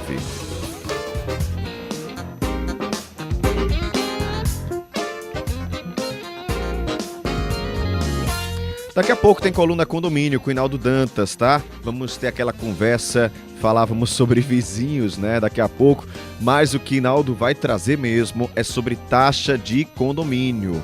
Ela pode ser levada a protesto em cartório? A gente vai falar um pouco sobre isso daqui a pouco aqui na nossa bancada. Tem também a coluna Cultura Pop, falando sobre lançamentos que aconteceram no CinemaCon. Gente, vai ter filme dos Beatles. Pois é, mas é um filme um filme biográfico, na verdade, dos 4 integrantes desse grupo que influencia até hoje músicos em todo o mundo, né? Um marco na história do rock internacional. E, claro, a gente vai falar um pouquinho sobre essas e outras novidades que foram anunciadas aqui nesse evento internacional. Eu tenho uma mensagem de um ouvinte nosso, vou pedir para aqui para o Luciano colocar, que foi o José Vieira. José Vieira falou aí sobre colher de pau, né? A gente trouxe a informação de que colher de pau a Anvisa recomenda que você não use, e vamos ouvir o que é que o José Vieira falou.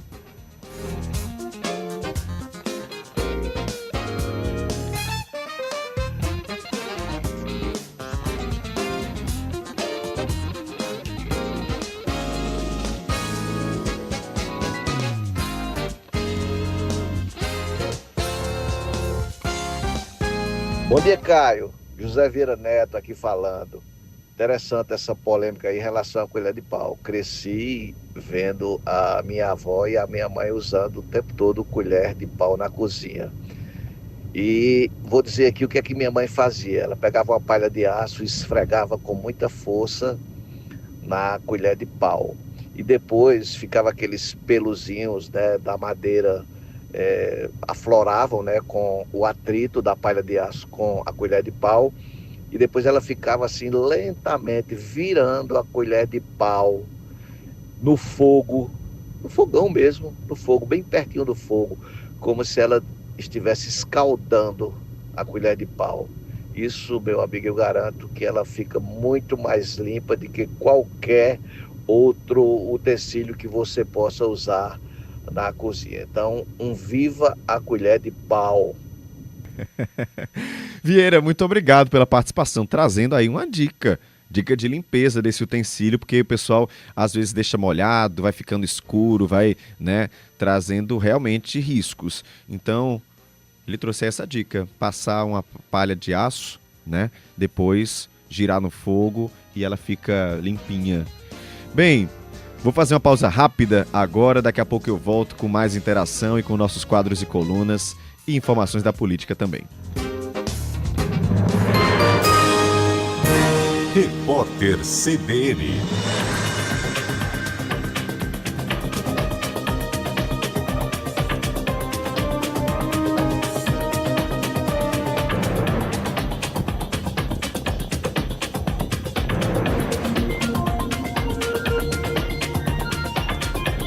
Quinta-feira, 3 de abril de 2025.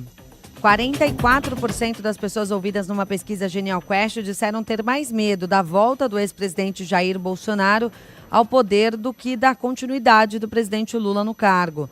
Já 41% declararam ter maior temor de um novo mandato do atual chefe do executivo. 6% das pessoas afirmaram ficar receosas diante dos dois cenários. 4% dos eleitores disseram que não seriam afligidos por nenhum dos dois nomes e 5% não responderam. Foram entrevistados 2.004 brasileiros entre os dias 27 e 31 de março. A margem de erro é de 2 pontos percentuais para mais ou menos e o índice de confiança chega a 95%. O presidente da Câmara, Hugo Mota, tem indicado a interlocutores que preferem não pautar o projeto para conceder anistia aos condenados pelos atos de 8 de janeiro de 2023. De acordo com o jornal Valor Econômico, o deputado espera o Supremo Tribunal Federal fazendo uma revisão das penas impostas às pessoas que participaram do episódio. Mota já disse que considera algumas punições muito duras. A revisão do STF seria a solução ideal, já que a votação do PL da anistia pode representar uma afronta às decisões da Corte e abrir um novo capítulo da crise institucional entre os poderes. O programa Pé de Meia já custa pelo menos 5 bilhões e 400 milhões de reais a mais que o estimado pelo Ministério da Educação por causa da ampliação do público-alvo. Em agosto, a pasta havia projetado que 2 milhões e 400 mil estudantes do ensino médio seriam beneficiados.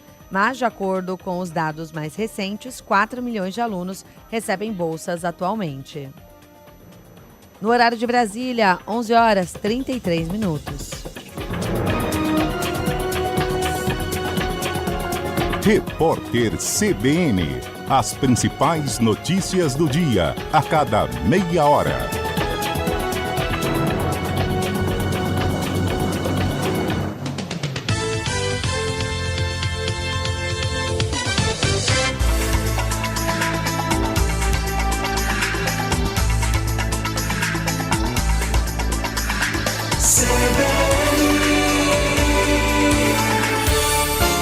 CBN João Pessoa. 11h35. Condomínio CBN, com Inaldo Dantas.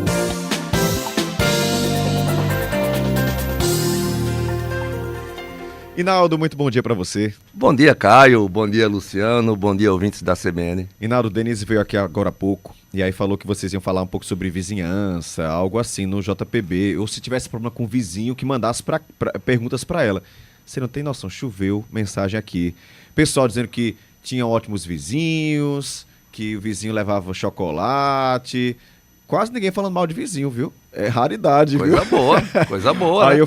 Um até disse assim, vizinho e sogra, nunca diga nada negativo em público. Verdade. É isso, tem que manter uma boa relação, não tem não, Inaldo? Verdade, com o vizinho? Tem um ditado da nossa avó, Deus que te deu um bom vizinho.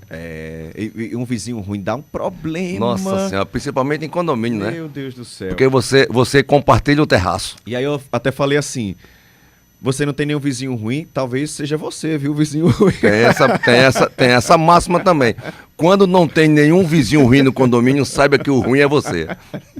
É isso, Inaldo. Mas a gente vai falar sobre taxa de condomínio, né? Sobre outro assunto. Bora também. Me diz aí, é sobre cartório, relação com cartório, é isso? Então, muita gente reclama que para se cobrar uma taxa de condomínio demora muito tempo, que a justiça é morosa, que o devedor fica impune, passa não sei quantos anos sem pagar. Procede, mas nem tanto. Depende de uma boa assessoria jurídica que possa orientar o síndico de como agir. Como, por exemplo, com a reforma do Código de Processo Civil, isso aconteceu em 2016, as taxas de condomínio passaram a ser título executivo extrajudicial. Isso está no artigo 784, inciso 10º do Código de Processo Civil. Com isso, as taxas de condomínio, sem dúvida alguma, passaram a ser títulos que podem ser encaminhados a cartório. Então, o síndico pode, antes de entrar em juízo, pegar essa taxa de condomínio, levar diretamente ao cartório de protesto, aqui em João Pessoa temos 2, ou se ele preferir, ele pode colocar uma instrução no boleto e o próprio banco já encaminha para protesto. Isso vai garantir que o condômino pague a taxa lá no cartório? Não, não vai garantir. Mas, se ele tem um nome limpo, na hora que chega uma cartinha para ele do cartório, ele vai correr para regularizar, senão ele vai ter problema com o banco, com cartão de crédito e etc e tal. Então, nesse caso, o inadimplente já passa a não ficar impune, por mais que ele não pague no cartório, porque, como diz aquela brincadeira, sujou o nome, né? E depois de protestado, se ele tem 3 dias para pagar, se ele não pagar, nada impede que o próprio condomínio pegue e encaminhe para a justiça. Entre com ação, pode usar até o juizado especial. Mas o protesto em cartório é um atalho que pode ser usado para garantir que o condomínio receba suas taxas de condomínio em dia. Inaldo, ainda falando sobre condomínio, mas vou puxar aqui porque os ouvintes estão falando sobre outros temas, vou ver se você consegue responder também. Tem aqui o Zulu, só fez um comentário dizendo: se o vizinho for ruim, o síndico comunal resolve. Tá? Nem já sempre, tá jogando pra nem você, sempre, Zulu. Nem sempre. Tem também aqui, pegar o nome dele pra gente registrar, é o J. Albuquerque, do Altiplano. Ele fala: tô com uma bronca com a construtora, temos um contrato de 10 anos, mas a mesma não atende aos chamados. Não dá nem... Ou sempre vem com a desculpa. Ele fala: como é que eu posso fazer? O que é que eu posso fazer? Problemas com construtora ainda, ou seja, está lá no início, não é nem condomínio, né? Vamos entender então que seja problema com a construtora que fez o prédio. Né? Porque existem as construtoras que fazem obras no prédio de manutenção. Então, vamos lá. Isso, tá. Geralmente a garantia da construtora, tem muita gente que acha que só é de 5 anos, tá? Ela vai 5, ela vai 20, dependendo do defeito, até eternamente, se for estrutural. O que é que se faz? Se tá chamando a construtora, ela não está resolvendo, notifica, oficializa a reclamação. Não resolveu, judicializa. Um conselho que eu dou também é que todo condomínio tenha um serviço de assessoria jurídica. Isso vai facilitar, inclusive até lá no protesto. Mas nesse caso da construtora, né, é notificar a construtora, através de um advogado seria mais eficiente. A construtora não atendendo, entra com ação. Pede até um dano moral, por que não? E já que a gente está falando de vizinho, tá? Chegou mais uma pergunta de ouvinte aqui. Aí é mais pra gente descontrair mesmo, viu? Bora. Porque ele fala o seguinte: tem um vizinho que não responde bom dia, boa tarde, boa noite. Nem quando tá no elevador. Eles viram a cara. Devo continuar dando bom dia, Inaldo? Eu faço isso. Nós não temos a obrigação de responder, mas nós temos a educação de falar, né? Então, se o vizinho não me responde, o problema está nele, não em mim.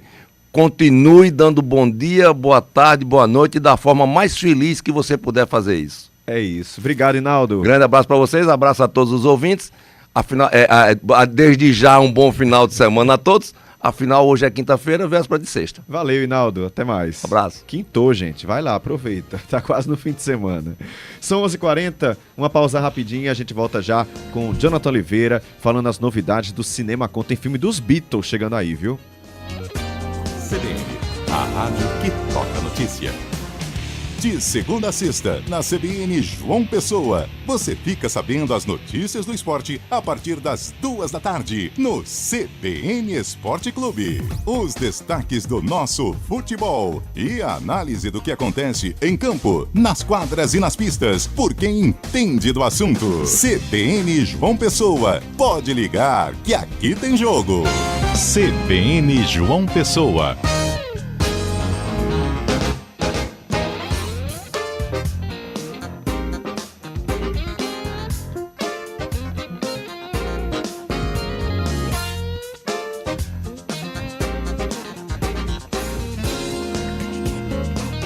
(11h41). Cultura Pop, com Jonathan Oliveira. Fala, Jonathan, bom dia pra você. Fala, Caio, bom dia pra você, bom dia pros ouvintes da CBN. Tem novidade chegando por aí, já adiantei, já dei um spoiler pros nossos ouvintes que tem filme dos Beatles chegando e parece que não é só um filme, você vai explicar, né? São as novidades, principais assuntos do Cinema Com. O que é isso? É um evento, é? É isso, cara. Vamos começar explicando exatamente do que se trata a CinemaCon. Um dos grandes eventos de cinema não é uma daquelas convenções que a gente pode chamar de convenções de nerds, tipo a CCXP.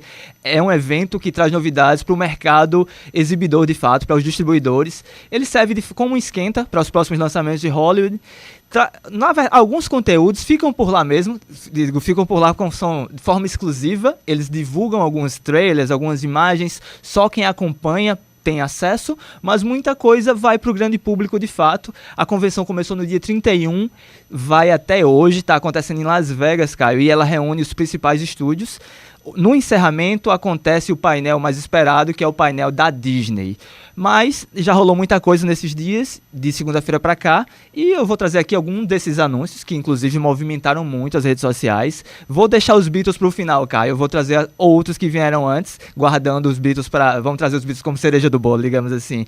Mas uma das novidades, Caio, foi o 5º filme de John Wick, que é uma franquia de ação que tem meio que deu uma nova força ao cinema de ação nos últimos anos. O mega sucesso, já arrecadou mais de $1 bilhão em bilheteria em 4 filmes. E agora, mesmo depois do Keanu Reeves ter dito que não voltava ao personagem, ele disse isso por um simples fato, tá? Aí vai um pequeno spoiler para quem não viu o último filme. O personagem morre no 4º filme. E ele disse que não voltaria porque, afinal, o personagem morreu. Faz sentido, né? Mas, independente disso, a Lionsgate anunciou um novo filme e disse que o Keanu Reeves está, sim, confirmado no elenco. Como ele vai voltar, vamos aguardar, né? Mas, além desse 5º filme, a Lionsgate também anunciou uma série de animação derivada do universo de John Wick. Vai ser o 3º spin-off da produção, que já ganhou a série The Continental e também o filme Bailarina, que chegou aos cinemas em junho. Prova aí do sucesso da franquia, porque afinal já são 3 spin-offs e, como eu disse, vamos para o 5º filme, né? Um outro personagem, Caio, que ganhou destaque na CinemaCon foi o Homem-Aranha. Teve aí, depois de muitas especulações, o 4º filme da atual franquia, que é o Tom Holland, que protagoniza. Permanece ele, então. Permanece ele, foi muito especulado, disseram que não ia rolar, e agora finalmente confirmaram que vai sim rolar. O novo filme, inclusive, já tem nome e data para estrear. Trata-se de Homem-Aranha, Um Novo Dia. A Sony confirmou que o filme chega em 30 de julho de 2026. E, lembrando que esse é o último filme, o último longa da franquia, na verdade, foi o Sem Volta para Casa, aquele lá de 2021, que, para quem não lembra, que reuniu Tom Holland, Tobey Maguire e o Andrew Garfield, os outros 2 Homem-Aranha. E ainda teve mais um filme do personagem sendo anunciado lá, Caio. Fala aqui da 3ª parte da franquia de animação Aranha Verso, que tem feito muito sucesso, é mais elogiado, inclusive, do que os filmes live action. Os 2 primeiros filmes foram muito bem em bilheteria, foram bem de público e bem de crítica. Esse filme também, várias vezes, teve estreia anunciada, mas acabou sendo adiado algumas vezes, e agora finalmente ganha data, chega às telonas em 7 de junho de 2027. E, como eu disse, o palco da CinemaCon se viu para o anúncio dos detalhes da cinebiografia dos Beatles, dos filmes dos Beatles. Exatamente, são filmes, não falei errado. Qual é a ideia do Sam Mendes? Ele vai fazer um longa focado em cada um dos Beatles. Esses filmes estão previstos para chegar aos cinemas em abril de 2028. O diretor ainda não deixou claro se os 4 vão sair no mesmo dia ou se eles vão sair ao longo do mês, um a cada semana. Isso ainda não está claro, mas ele trata o trabalho dele como a primeira experiência de cinema para maratonar, porque ele está tratando algo parecido como se fosse uma série mesmo, porque ele quer, como eu disse, é uma grande cinebiografia, mas com a história ali focada em cada um dos Beatles por filme, né? Um filme para cada um dos integrantes. O elenco, Caio, também foi oficializado no evento e traz aí o Paul Mescal vivendo o Paul McCartney, Harris Dixon como John Lennon, Barry Keoghan como Ringo Starr e o Joseph Quinn como George Harrison. Caio, teve muita gente, inclusive, questionando a escolha do elenco, questionando das mais diversas formas possíveis, gente dizendo que eles não pareciam com os Beatles, teve gente até dizendo que eles eram, abre aspas, muito feios para fazer os músicos. Mas assim, eu não sei, você falou quem eram os atores? Paul Mescal e o Barry Keoghan são os mais conhecidos. Paul Mescal fez recentemente Gladiador 2, Barry Keoghan fez Saltburn e fez Eternos também na Marvel. Eu sei quem são, mas assim, os Beatles são bonitos assim pra ter que ter um galã fazendo? Não sei. Quem é um galã dos Beatles? E a gente precisa destacar que beleza é uma questão subjetiva, né? Subjetivo. Beleza é uma questão subjetiva, mas as pessoas hoje em dia se apegam a muitas coisas pra criticar antes mesmo do trabalho ter sido entregue, né? Vamos assistir, né? Vamos ver os caras vivendo os Beatles e aí sim você cria algum argumento pra criticar ou não, né? Mas o pessoal hoje em dia se apega a muita coisa. O evento, como eu disse, Caio, termina hoje com o painel esperado da Disney.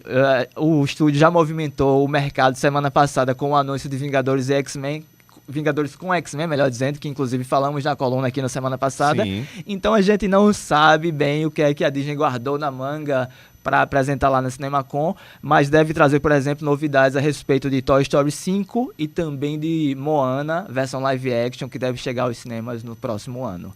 Vamos aguardar para ver o que é que eles trazem. Vamos aguardar. Tem aqui o Fernando falando, se possível, lembra também do filme nacional com o ator paraibano Daniel Porpino, Oeste Outra Vez, que está em exibição no Meg Shopping. Filme ótimo. Claro, vamos registrar aqui. Inclusive, hoje a gente falou sobre um filme também que tá sendo lançado hoje, que está no Cine Banguê, inclusive, e no comercial também, um filme do Arthur Lins. Então é importante falar sobre esses filmes. Isso, o ouvinte quiser saber os horários das sessões, a gente tem lá no Jornal da Paraíba, tá? Todos os filmes em cartaz e os cinemas estão sendo exibidos. Tá aí. O filme Pele Fina também, que está em exibição. A gente está aqui para divulgar também filmes paraibanos. Sempre importante falar de cinema nacional. Muito obrigado, tá, Jonathan? Um abraço para você. Valeu, Caio. Até semana que vem. Agora são 11h48.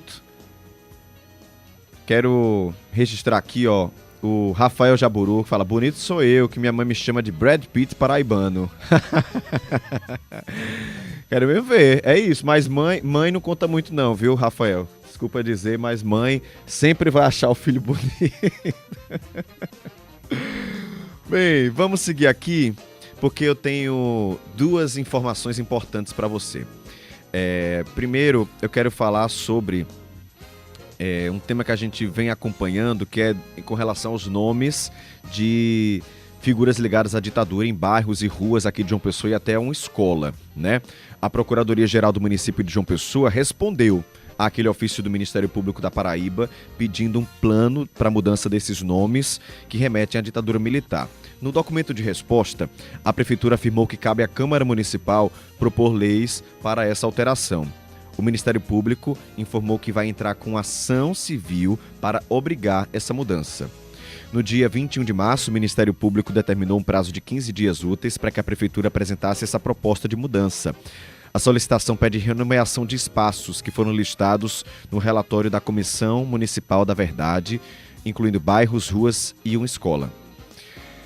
Segundo a administração municipal, essa lei que proíbe a alteração do nome dos locais públicos por meio de decreto, ela existe, e a Prefeitura destacou que nomes de espaços públicos consolidados há mais de 10 anos não podem ser modificados. Então a gente vai seguir acompanhando essa problemática que há um bom tempo, a gente está trazendo aqui na CBN. E tem atualização também sobre o ônibus que tombou, matou 2 estudantes e deixou dezenas de feridos ali na estrada entre Pocinhos e Gurinhém. O Instituto de Polícia Científica acabou de informar aqui à Rede Paraíba que hoje à tarde uma equipe especializada vai se deslocar para fazer uma perícia lá no local.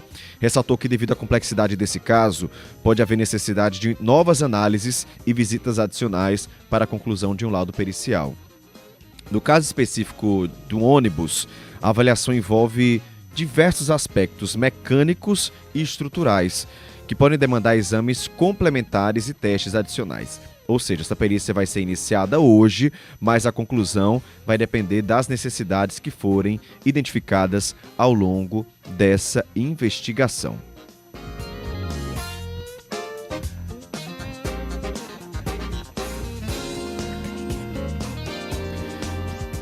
Tem aqui, um ouvinte nosso, Venâncio, falando o seguinte: Caio, por favor, faz um apelo sobre as ruas que já foram calçadas em João Pessoa há mais de 90 dias, mas o lixo ficou e não tem ninguém responsável das obras para tirar esses entulhos. Tem gente fazendo obra em casa e aproveitando o embalo. Pega e joga também essa sujeira nas ruas que foram calçadas. Me diz aí, Venâncio, qual é o nome da rua, porque a gente manda para o pessoal da prefeitura para fazer essa limpeza, tá? Ou o pessoal da empresa responsável. Agora são 11h52, vamos seguindo com notícia por aqui. Últimas da política. Felipe Nunes está de volta. Oi, Felipe.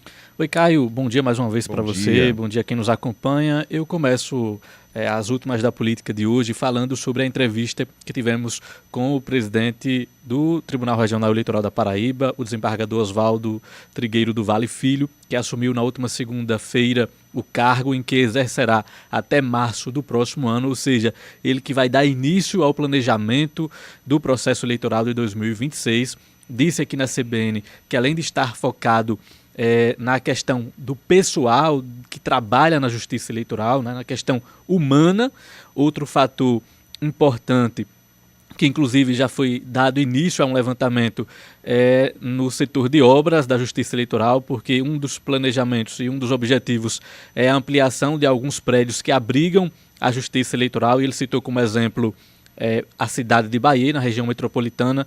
Atualmente o prédio que abriga os servidores da Justiça Eleitoral, segundo ele, é insalubre, e há possibilidade, portanto, de ampliação desses prédios, construção de alguns, ou mesmo uma conversa com a Justiça, com o Tribunal de Justiça da Paraíba, para que os servidores sejam realocados para esses novos prédios, tudo com o objetivo, claro, de melhor atender o eleitor nesse contexto das eleições do próximo ano. Agora, outra informação importante, e essa que eu quero destacar aqui para o nosso ouvinte, é que o novo desembargador, o novo presidente do TRE, o desembargador Oswaldo Trigueiro, disse que um foco de sua gestão será um trabalho focado nas ações da Operação Calvário, que foram enviadas da Justiça Comum para a Justiça Eleitoral por uma decisão, um entendimento do Supremo Tribunal Federal por causa dos crimes conexos que a gente vem acompanhando. Há uma preocupação muito grande sobre a possibilidade desses processos, incluindo o da Calvário,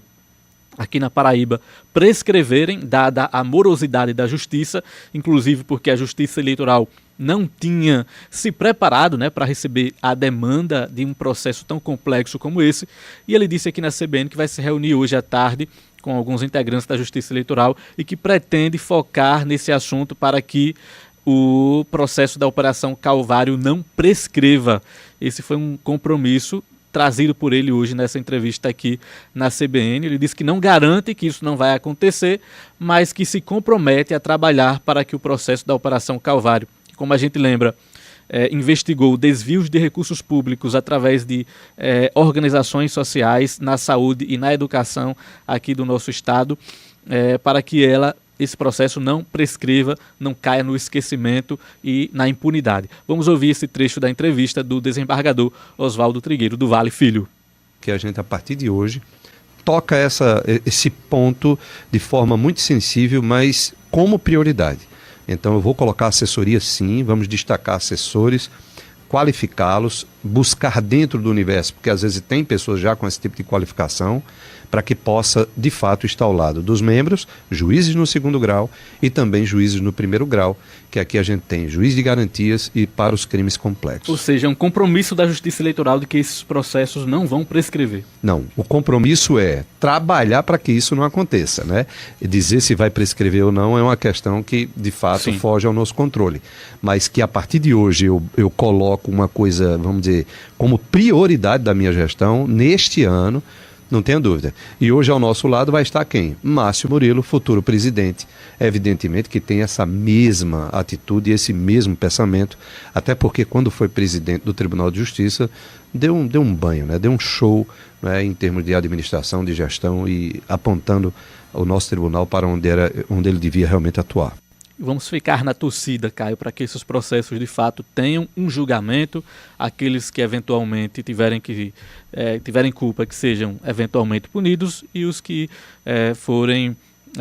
que não tiverem nenhuma culpa nessa questão da Operação Calvário, das investigações, que sejam livres, de qualquer inocentados, mas que o processo tenha uma conclusão. São 11h56, você tem atualização também sobre o caso de Alana Galdino, o caso de indicação da filha do presidente da Assembleia Legislativa, o deputado Adriano Galdino, a uma vaga no TCE. Isso, nós já havíamos antecipado aqui na CBN a informação de que no próximo dia 9 de abril, na quarta-feira da semana que vem, o Tribunal de Contas do Estado vai julgar uma representação do Ministério Público de Contas que contesta a nomeação de Alana Galdino e afirma que esse processo de nomeação e de aprovação que aconteceu na Assembleia Legislativa da Paraíba pode ter ferido princípios constitucionais como o da impessoalidade e o da transparência. Esse julgamento vai acontecer na próxima quarta-feira. Eu adiantei que, inclusive, é uma prévia de como o Tribunal de Contas vai se posicionar também sobre o mérito dessa nomeação, que já foi publicada pelo governador João Azevedo e encaminhada à Corte de Contas.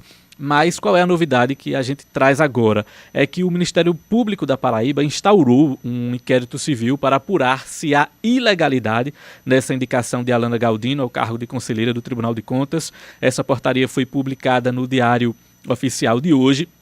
Esse inquérito tramita em segredo de justiça e vai ser conduzido pelo promotor Ranieri da Silva Dantas, da 38ª Promotoria de Justiça de João Pessoa. O objetivo é apurar a legalidade da indicação para a vaga de conselheiro do tribunal e, sendo o caso, tomar as medidas cabíveis. Como você disse, Caio, a Alana é filha do presidente da Assembleia, Adriano Galdino. Eu lembro que ainda no dia em que a Assembleia fez essa indicação, eu apurei que o deputado Adriano Galdino prometeu que provaria que a Alana tem competência e cumpre os requisitos constitucionais, mas caberá ao Tribunal de Contas fazer essa avaliação. A gente lembra que, além dessa representação do MPC junto ao Tribunal de Contas, contestando esse suposto desrespeito aos princípios constitucionais, há também uma ação civil pública movida pela ex-candidata lá em Cabedelo, Morgana Macena.